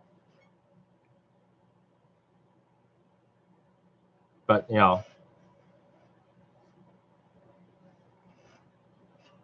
it does, and I'm happy about that. I just feel like I talked to my wife about that when she came home today. I was like, you know, everybody's looking to see you, and maybe you want to appear. And she basically said, I don't look on camera. You do your thing. So when she comes back, you know, she remove her makeup and stuff like that. And, you know, a female doesn't like to appear on camera when they don't have makeup on. Yes, Glenn, you're right. I completely understand that. But you should see the reaction of my family members when this happens. I got that big box in. I came home and big box, put it up the table. My wife was like, "What is that?" I was like, "I think it's a gift because I didn't order anything." And I open it up, it's this. And I remember that Blue Collar Sticks has mentioned that he was going to send something to me. And I opened it up. I was like, oh, it's a cigar tray. It's really cool. And so my wife was talking to my mother-in-law at the time. My mother-in-law was like, oh my God, are you okay receiving gifts? Is that even allowed? You better send something back. You know, you can't just receive something. I was like, I should, but I don't know how they will feel about that. It is a gift. I do feel bad because it does cost money, but at least we know that he has enjoyed a late hour because this is a box of a late hour. So this drives me to give out more stuff. Just so you guys know, I like to give out more stuff for sure. I like to give out more stuff. You know, sharing is caring. I always believe that. Sharing is caring. You share because you care. So again, thank you for the ashtray. Now I can never have enough ashtrays. I love ashtrays. I ain't going to pay for. I'm gonna get more stuff to give out. So yeah, I mean, life is really good for me, especially the last few weeks, because I feel like I make a lot of friends. I feel like my day is much busier. I mean, especially right now, I can tell you that for sure I feel more fulfilled because one of our dog died April, and it left the house really empty. You know, the dog has been with me for 12 years. Ever since I was like a year into my relationship with my wife, like officially. So we both had the dog for a long time. It's like our son. And when he passed away, we were really, really sad. And the house was really, really empty. It was really, really like, when we go home, no one comes to welcome us. My other dog, she doesn't really do anything. She just sleeps there. So, you know, we try to travel. We try to, you know, forget about the whole thing, try to calm down and stuff like that. But every time we come home, it's so empty, so quiet. And I just feel like I have a lot of time because when you have, you know, Christina, you know what I'm talking about. When you have kids, you're always busy. You're always busy. You like, you know, make sure that he doesn't go and do anything crazy. You got to make sure the food is fed. You know, the dog's out, you know, they need to go pee. Do they have a doctor's appointment? Our life has been like that for 12 years. All of a sudden, I don't have to do any of that. All of a sudden, all that is done. No, don't have to do that anymore. We don't have curfew. You go out. You don't have to come home thinking that you have to feed your dog. You know, it feels very empty. So Cigars Daily became one of the places where I can have fun, have talk to people, and share my story, share my hobby. It's taking out my time. It's great. So I'm really blessed in terms of that. I'm really blessed in terms of that. That's really great for me. So yeah, I want to try to contribute as much as I can, chat with everybody. It's I feel like I'm using my time well. It's fun for me. It's fun. It's really fun for me. Now, especially right now, doing the live chat is really fun for me. Like I have time. I gotta walk downstairs. I'm gonna have a cigar. It's great. So yeah.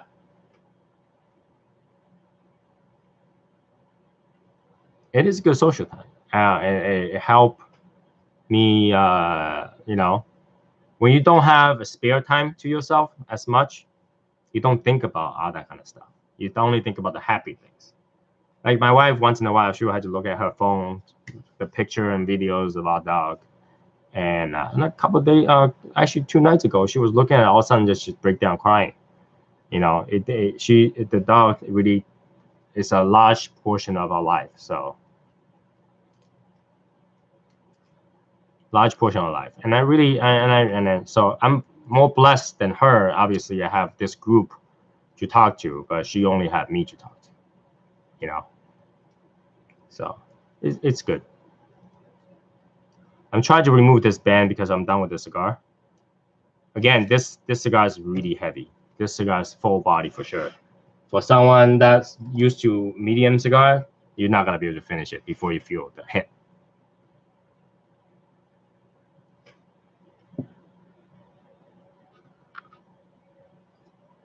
We have another dog. We have 2 dogs. Just that my other dog is very mellow. She doesn't do anything. She sleeps. She's also old. She's actually on her way. She might be the next one to go very soon. She's got a collapsed trachea, and because old age and stuff, and it's not operable. It's not recoverable. So she's gotta suffer that until one day, until one day she's gotta have a heart attack and she's gotta pass. So she doesn't do much. So what happened is after we lose the dog, the first dog, that my mother-in-law become very attached to this dog. So a lot of time that dog will go to her place for a week or 2 just to keep her busy, so she doesn't have that kind of thought, weird thought, because she will break down crying too. And so it's like a vacation to grandma's house kind of thing. So like right now she's actually over there. We had to go pick her up either tomorrow or Sunday. But yeah, now our dog is that dog right now is so old she can't even play game. She can't play fetch. She barely. She walk up the stairs, she'll probably trip here and there. So she's the next one to go.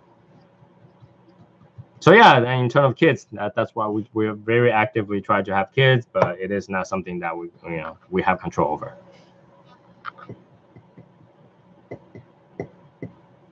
Not something you have. No, it's a tough thing, life comes and go. That's how it is. So whew. It is it's tough to see a family member go. It's tough to see a friend lost touch. It's tough to see problems like those. Circle of life. Lion King. Hey, how many of you are actually going to see the new Lion King?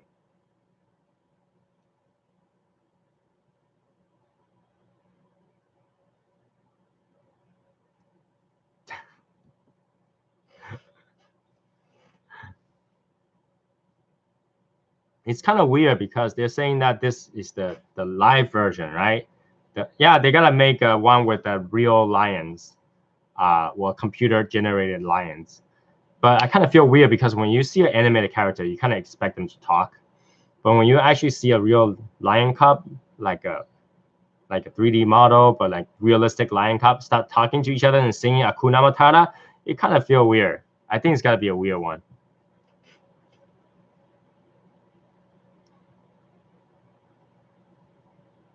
I don't know what to do about it. My wife is very excited about the new Pokemon movie that's coming out. I don't know if you guys know the one that's voiced by the, what's his name?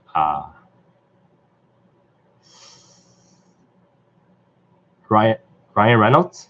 Is that his name? Yeah, that one. My wife is so excited. She want to see that one, but it's not gonna come out until next year. You know, it's kind of funny because, you know, they showed the trailer and the Pikachu was like talking to the guy, say, "Hey kid, nobody can understand me," and the girl, all she hear is "Pika Pika Pikachu."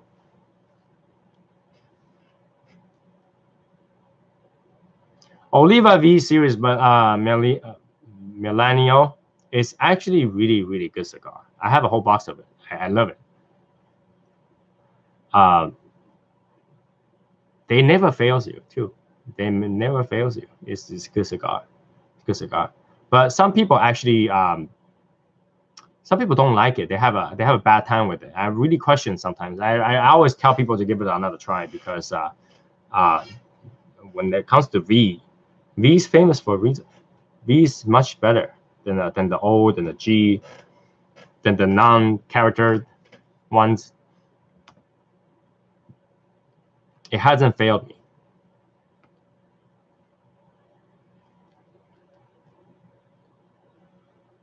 You know, it hasn't failed me. It's a good one. Definitely worth a second try if you didn't have a good time the first time.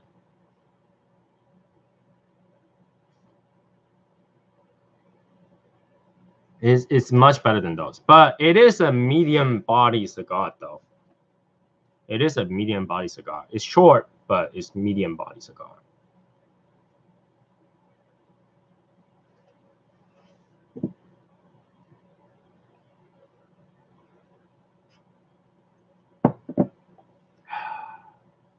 It's very short, but it's very good cigar. It burns good too, good amount of time too.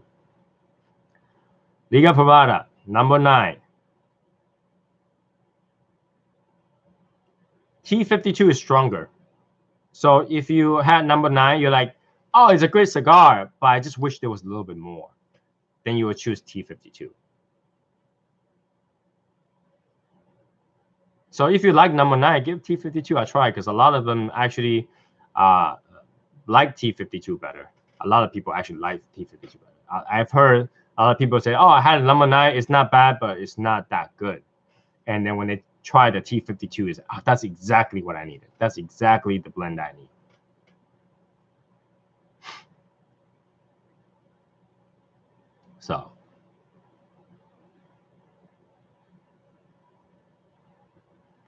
So if you try number 9, I highly suggest you try T52. I think Cigars Daily sells T52, but not number 9.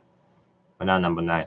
And there's quite a bit of size ranges to it too. It's good stuff. I like it.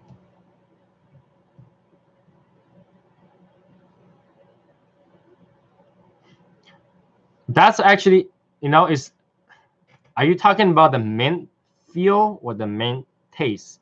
Because I don't taste mint, but there's a little bit small amount of pepper in there that kind of give you that mint feel. The rose, are you talking about the rose Sharon, the Jacob's Ladder, or are you talking about something else?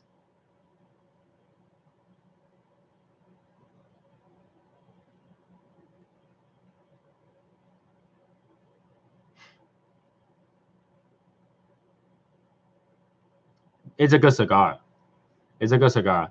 I actually like it a lot. I bought a bunch, and before I know it, I gave them out.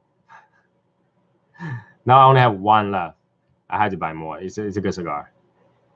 It's a good cigar. I think it's just like a perfect strength for the flavor. I also love the shape too, but you know, the band is beautiful. The band is beautiful, and I really like the structure of it. It's just good flavor, good price, definitely good price. Beautiful band, good construction, flavor throughout, so it's good. What I say is different than it is very different from number 9. They're like different spectrums of kind of flavor. What I say is better than number 9. I can tell you that I will probably smoke a Rose of Sharon more than number 9, only because Rose of Sharon is easier to smoke. It's easier. It's not as heavy. Number 9 is slightly more heavy.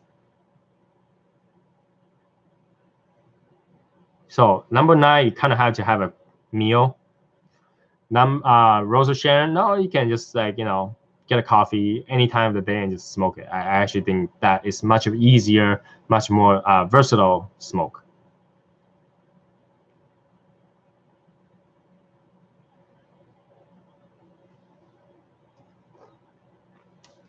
So yeah, just like Glenn said, it's good in a different way. I don't know if I'll say it's better, but it's easier in our occasion to smoke it.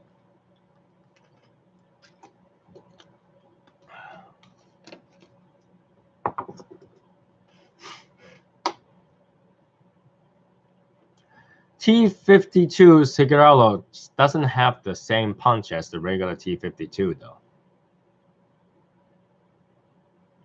I had one and I almost feel like it's a complete different cigar. It doesn't smoke the same.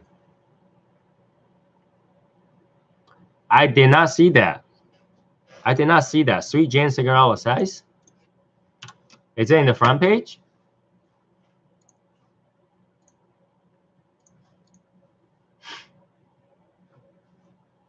Newly added. I see Crew Lamentita. I see Trader Jack. See Crown Heads. Perdomo. But I didn't see that in the front. I want to try that citrus. I haven't had that before, and the packaging gets me. I'm gonna try very hard not buy the whole box when I get there. I gotta try very hard. I mean, personally, I don't like really sweet cigars too, so I don't pay that much attention to the Sweet Jane because it lives up to its name. It's really sweet. It does live up to its name. And Glenn, you just bought that Oliva pack, right? I saw a picture of that whole bunch of Olivas. So yeah, I didn't see in the front page. So yeah, the presentation of the Southern Draw citrus.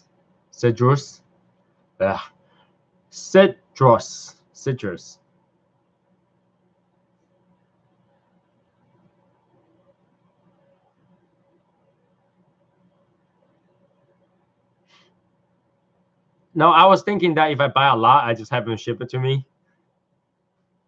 I don't know what's gonna happen, so I might just ship it back to myself because that's what I do when I go to New York. I buy the stuff, I have them ship it to me.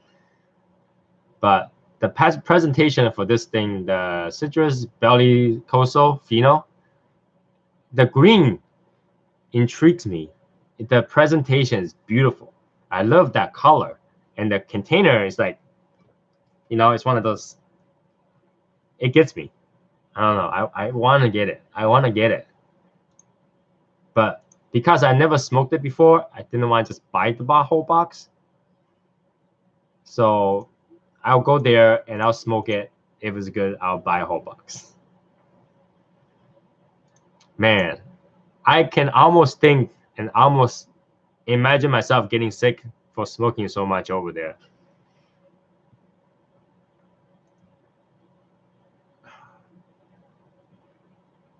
I'm looking at the picture. That the band just beautiful. That color is different. It's different. It's right in your face kind of thing. I want it. So one thing at a time, I guess. One thing at a time. I'm gonna save some room for me to buy when I get there. So it's like an olive green. It's olive green or hunter green. It's like this really different green. It just pops. Either is that it really pops, or it's a good Photoshop.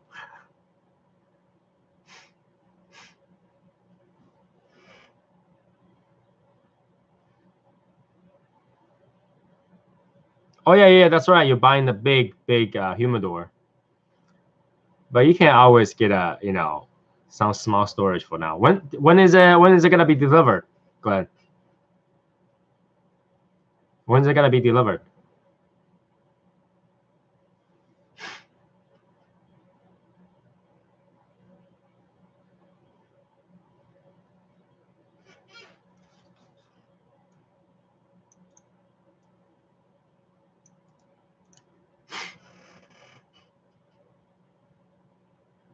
Yeah, that would be a problem. I totally get it because I'm the same situation right now. Every part of my storage are full. Some of them are actually not in a humidor. Some of my cigar right now are not in a humidor. They're just inside their original box. I put a Bovita pack in there just for now. I ran out of space, so I have a whole stack of box that's just not in the humidor.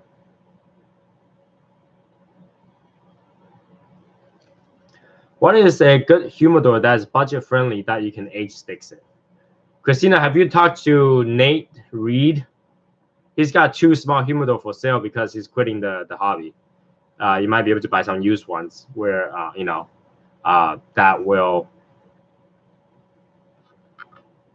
help you to budget friendly. Here, let me find that post.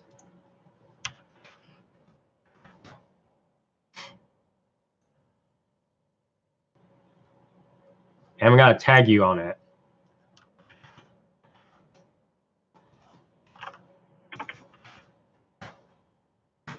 That way you can talk to him. I just tagged you on that post so you can take a look. He's got 2 humidors to let go. So, but yeah, when it comes to humidor that's budget friendly, to be honest, all humidors are overpriced. And the only best way to get it is either you get a second-handed or make your own. Really, a lot of time you could you could get a acrylic one and line wood linings in there, or just use wooden trays in there. That helps it age a little, but it's not gonna be as good as a full wood humidor. So I can tell you that all of them are overpriced. They're like $50 to $100 easily. So yeah, highly recommend you to just see if there's any used one that's in good condition, that's not moldy, to use. So it is expense for sure. It is expense.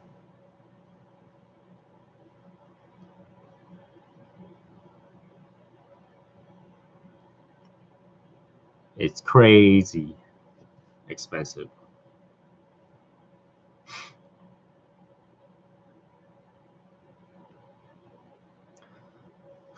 I have like a 250 count, 400 count, and a whole room at the other house, a couple of jars, 2 or 3 jars, and 5 or 6 tupperdoors, and a wooden one that fits about 200, and the wine door. And yeah, I have quite a bit. So I've tried every method out there.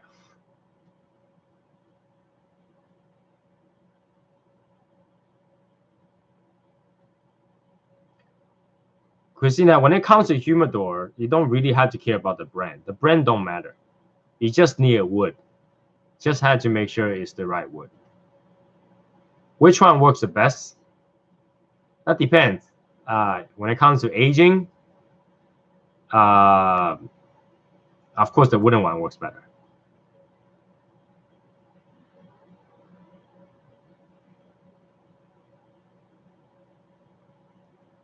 But when it comes to carefree, my new Air is the one that I care the least because it heats and cools, and then I have a lot of Bovita pack in there. So when it comes to the wooden ones, I always worry. But when it comes to the fridge one, I don't worry as much. And when it comes to the big one that I have, It's like a whole room worth. Well, I am usually not there. They're all for my overflows, stockings, and things that I keep for aging, and like single outs that I collect that I don't ever want to smoke in there, so I don't pay that much attention there. So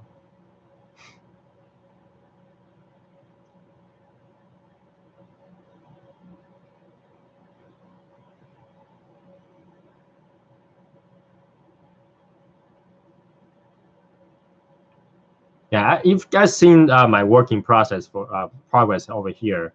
All the few shelves up there. I expect to probably store 5 or 6,000 in there. I think I could. So that's the plan. I want to move all my cigars to one place.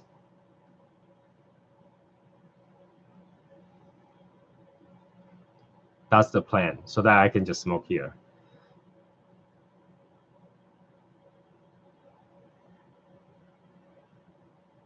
I almost bought the Boveda Butler too. I like the design on it. I almost bought it, but the price didn't interest me that much. I think they're like $20 to $40 for a sensor. So I know that I tried to get a bunch the other day, and I look at it and it's like still had to pay shipping and all that. I end up not doing it because I didn't feel it's good to know, but I didn't feel it was necessary enough to pay $20 for it. Because I know that once I buy it, I had to buy like 5 or 6 of them easily. So I end up going against it.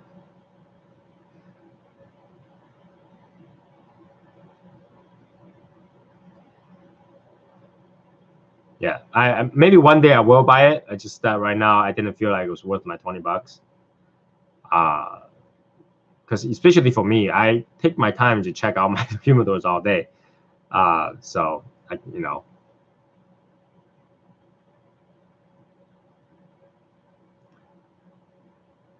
Jason, we're on it. I'm gonna pick up a Rabbit Air very soon. I'm talking to Rabbit Air Corporate right now about it. So I'm gonna pick up the right one, and I gotta do a good review on it for sure.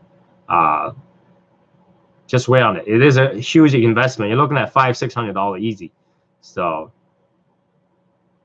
let me give you an honest review. If I can smoke here, this is about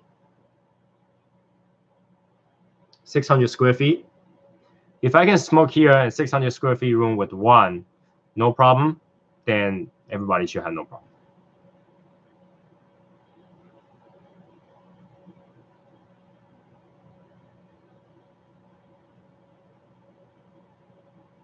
So I feel like, and just so there's a thing I have a question about. Like now, I had to ask them. One of the Rabbit Air unit is Wi-Fi enabled.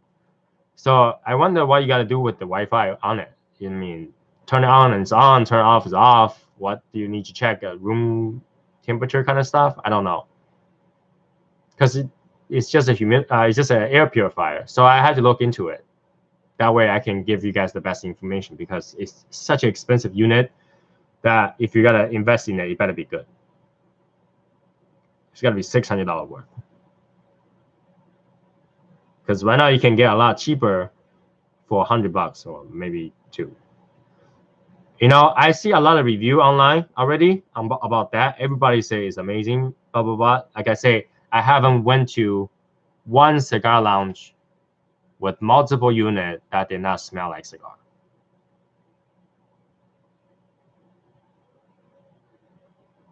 James Patton is the one that did the. He had an oven in the back, right? That's the one, right? He roasts coffee thing. Is that the right one? Yes, right. So I saw that one, but I'm still skeptical about it. I'm still skeptical. Only because I went to so many lounges that they have that unit there, and it always smells like smoke. Even when I'm the first one to enter for the day, the unit is on, it still smells like smoke. And granted, that's a lot of people smoking in the lounge, But overnight, you would think that, you know, it did the job, but I don't know. So I'm skeptical because I never tried it in my own home. I just need to figure it out. It's something that I have to test it myself. And I'm very honest about my reviews about things. Right? I tell you straight hands, either it sucked or it's really good. So you can be sure that I'm gonna tell you, is it really good? You can be sure about that. I'm gonna be very honest. Because the price is nothing that's gonna stop me to say it sucks. If something sucks, right? If it's good, I'll tell you that it's really good. Go buy one. Save the money and go buy one.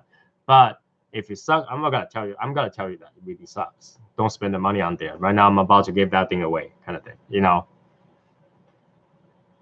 So you can be sure that that's gonna happen. But I know a lot of lounge uses it. I know it's like a, you know. When I went to the cigar shop in Japan, they use the same thing too. And the lounge are not that big. Some of the cigar shop has 4 seats. 4 seats in a bar that has another 4 seats. That's their lounge. And they have 1 unit in there. And it still smells like cigar. I can smell it outside the cigar shop. So I'm skeptical. I'm not yet a believer. So you know what I feel that is really good about this thing? When I'm done, I can close it. So it's not gonna smell like cigars. This is pretty cool. So I'm gonna close it like that. Nobody know I smoked.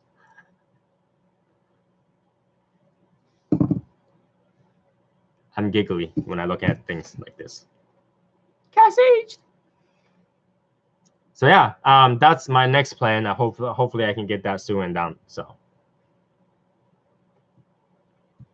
I should do a review as my channel likes. My channel is like James and Bob. I think they do a much better job than me. I'm just here talking nonsense. So I mean, James knows what he was gonna talk about, and he talked nothing about what he's talking about. Bob, same thing. If you listen to the first, well, you had to first get through the first 3 minutes of commercials. Once you get through the first 3-minute commercial, it's good information.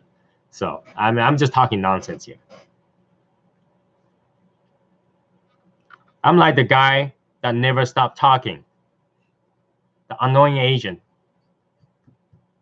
that has all kind of stuff to talk about, but nothing is important enough. I talk about nonsense.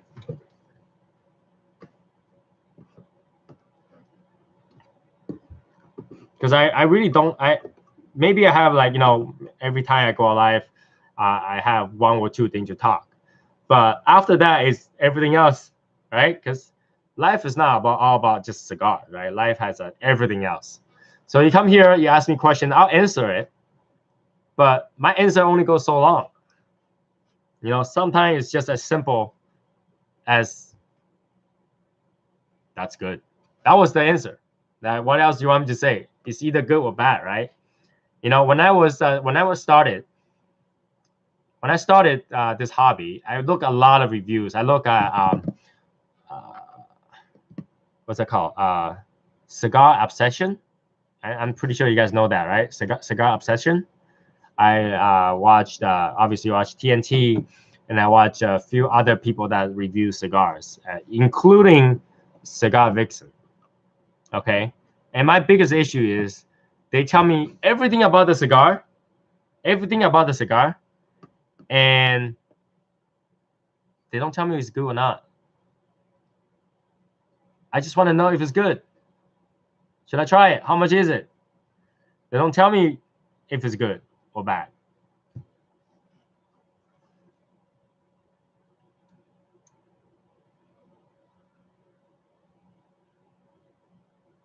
No.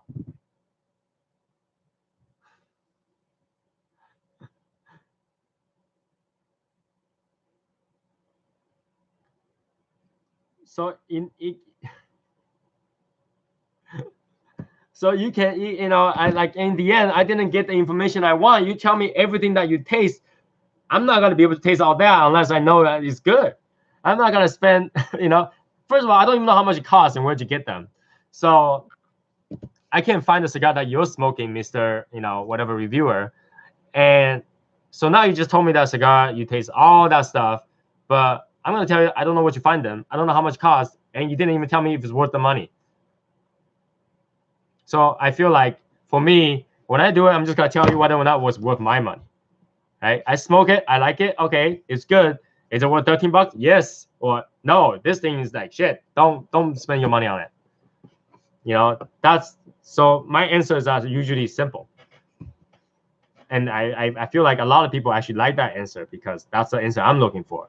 Like, you tell me all that in the end, can you tell me whether or not you liked it? Or can you just tell me whether or not that was good? I know you have to be mutual because you have so many cigars to review, but just tell me whether or not you liked it. Tell me whether or not it's worth my money.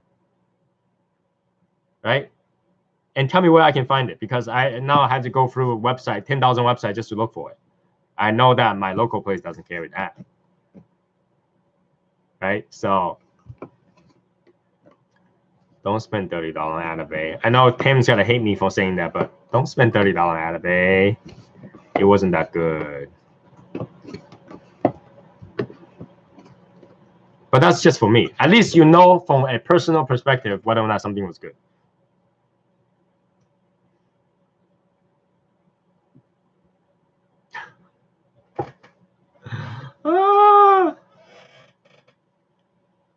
By the way, Raphael, if you want to know about cars, talk to me.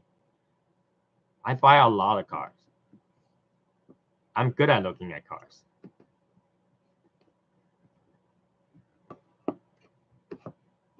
I'm good at cars. I know a lot of people that sells cars. But yeah, if something's shit, I tell you it's shit. Something's good, I tell you it's good. I'm gonna get banned for YouTube for saying the word shit, but I'm not monetizing anything, so I don't care. When somebody tell me to say something about certain food, I will tell you whether or not it's shit or good. It's just that simple. Life is that simple. Everybody is that simple, right? We're all looking to enjoy stuff. So when it comes to enjoy stuff, we want to know, is it good? Is it worth the money?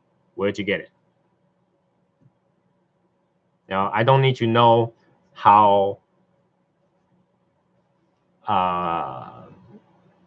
what's the mouthfeel of foie gras, right? You don't need to know what's the mouthfeel of foie gras. Tell me whether it was good. Is it worth the money? I'll go try it. And I will tell you what the mouthfeel of foie gras is.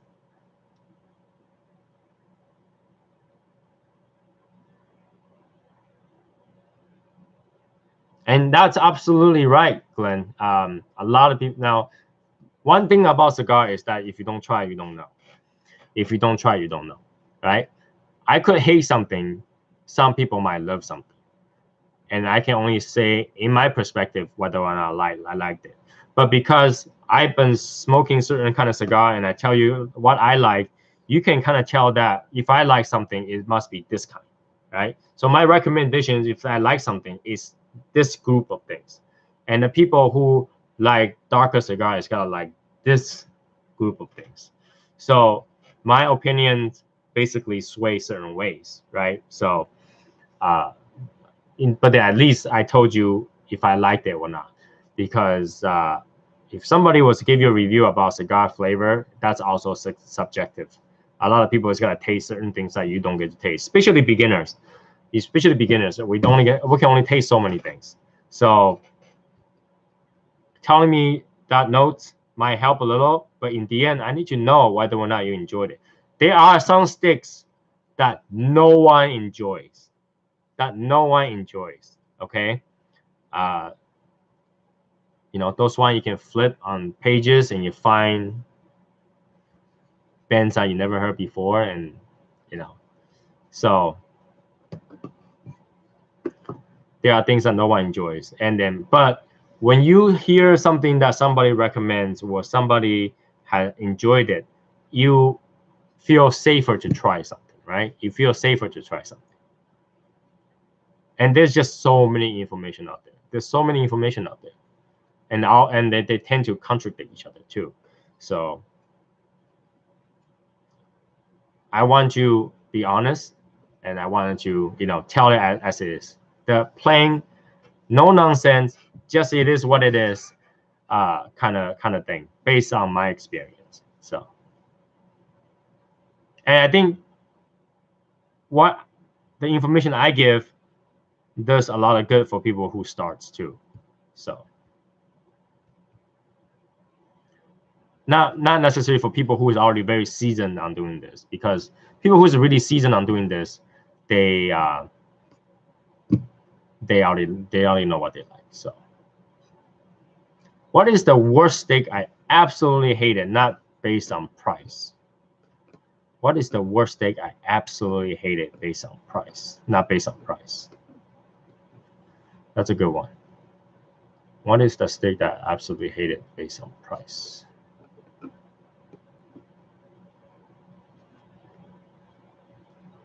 It was one of those cigars that I can't even remember the name, but it was one of those cheap bundles that you can get.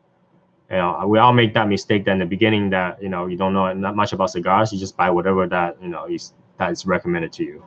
And I bought a bundle of sticks, and now the name I can remember because I never seen them after that. And it just smokes like smoke. It literally smokes like smoke. Tastes burnt. Like that bundle of 20 cigars, I tossed 10 away because after going through 10, it was more of, I want to get my money worth. I already spent the money, I might as well smoke them. But it was suffering to smoke them. I feel like all 20, I feel like the 10 that I smoked taste the same, and they all taste like burnt leaves. They all taste like burnt leaves. It didn't even smell good.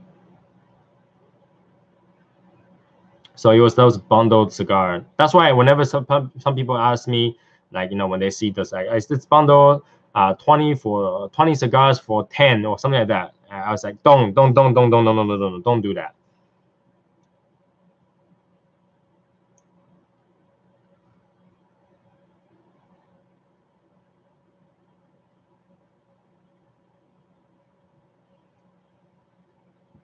All right. Have a good night, Christina. I think I'm gonna cut off here too. So it is 12:30. Time to shower and hit the bed.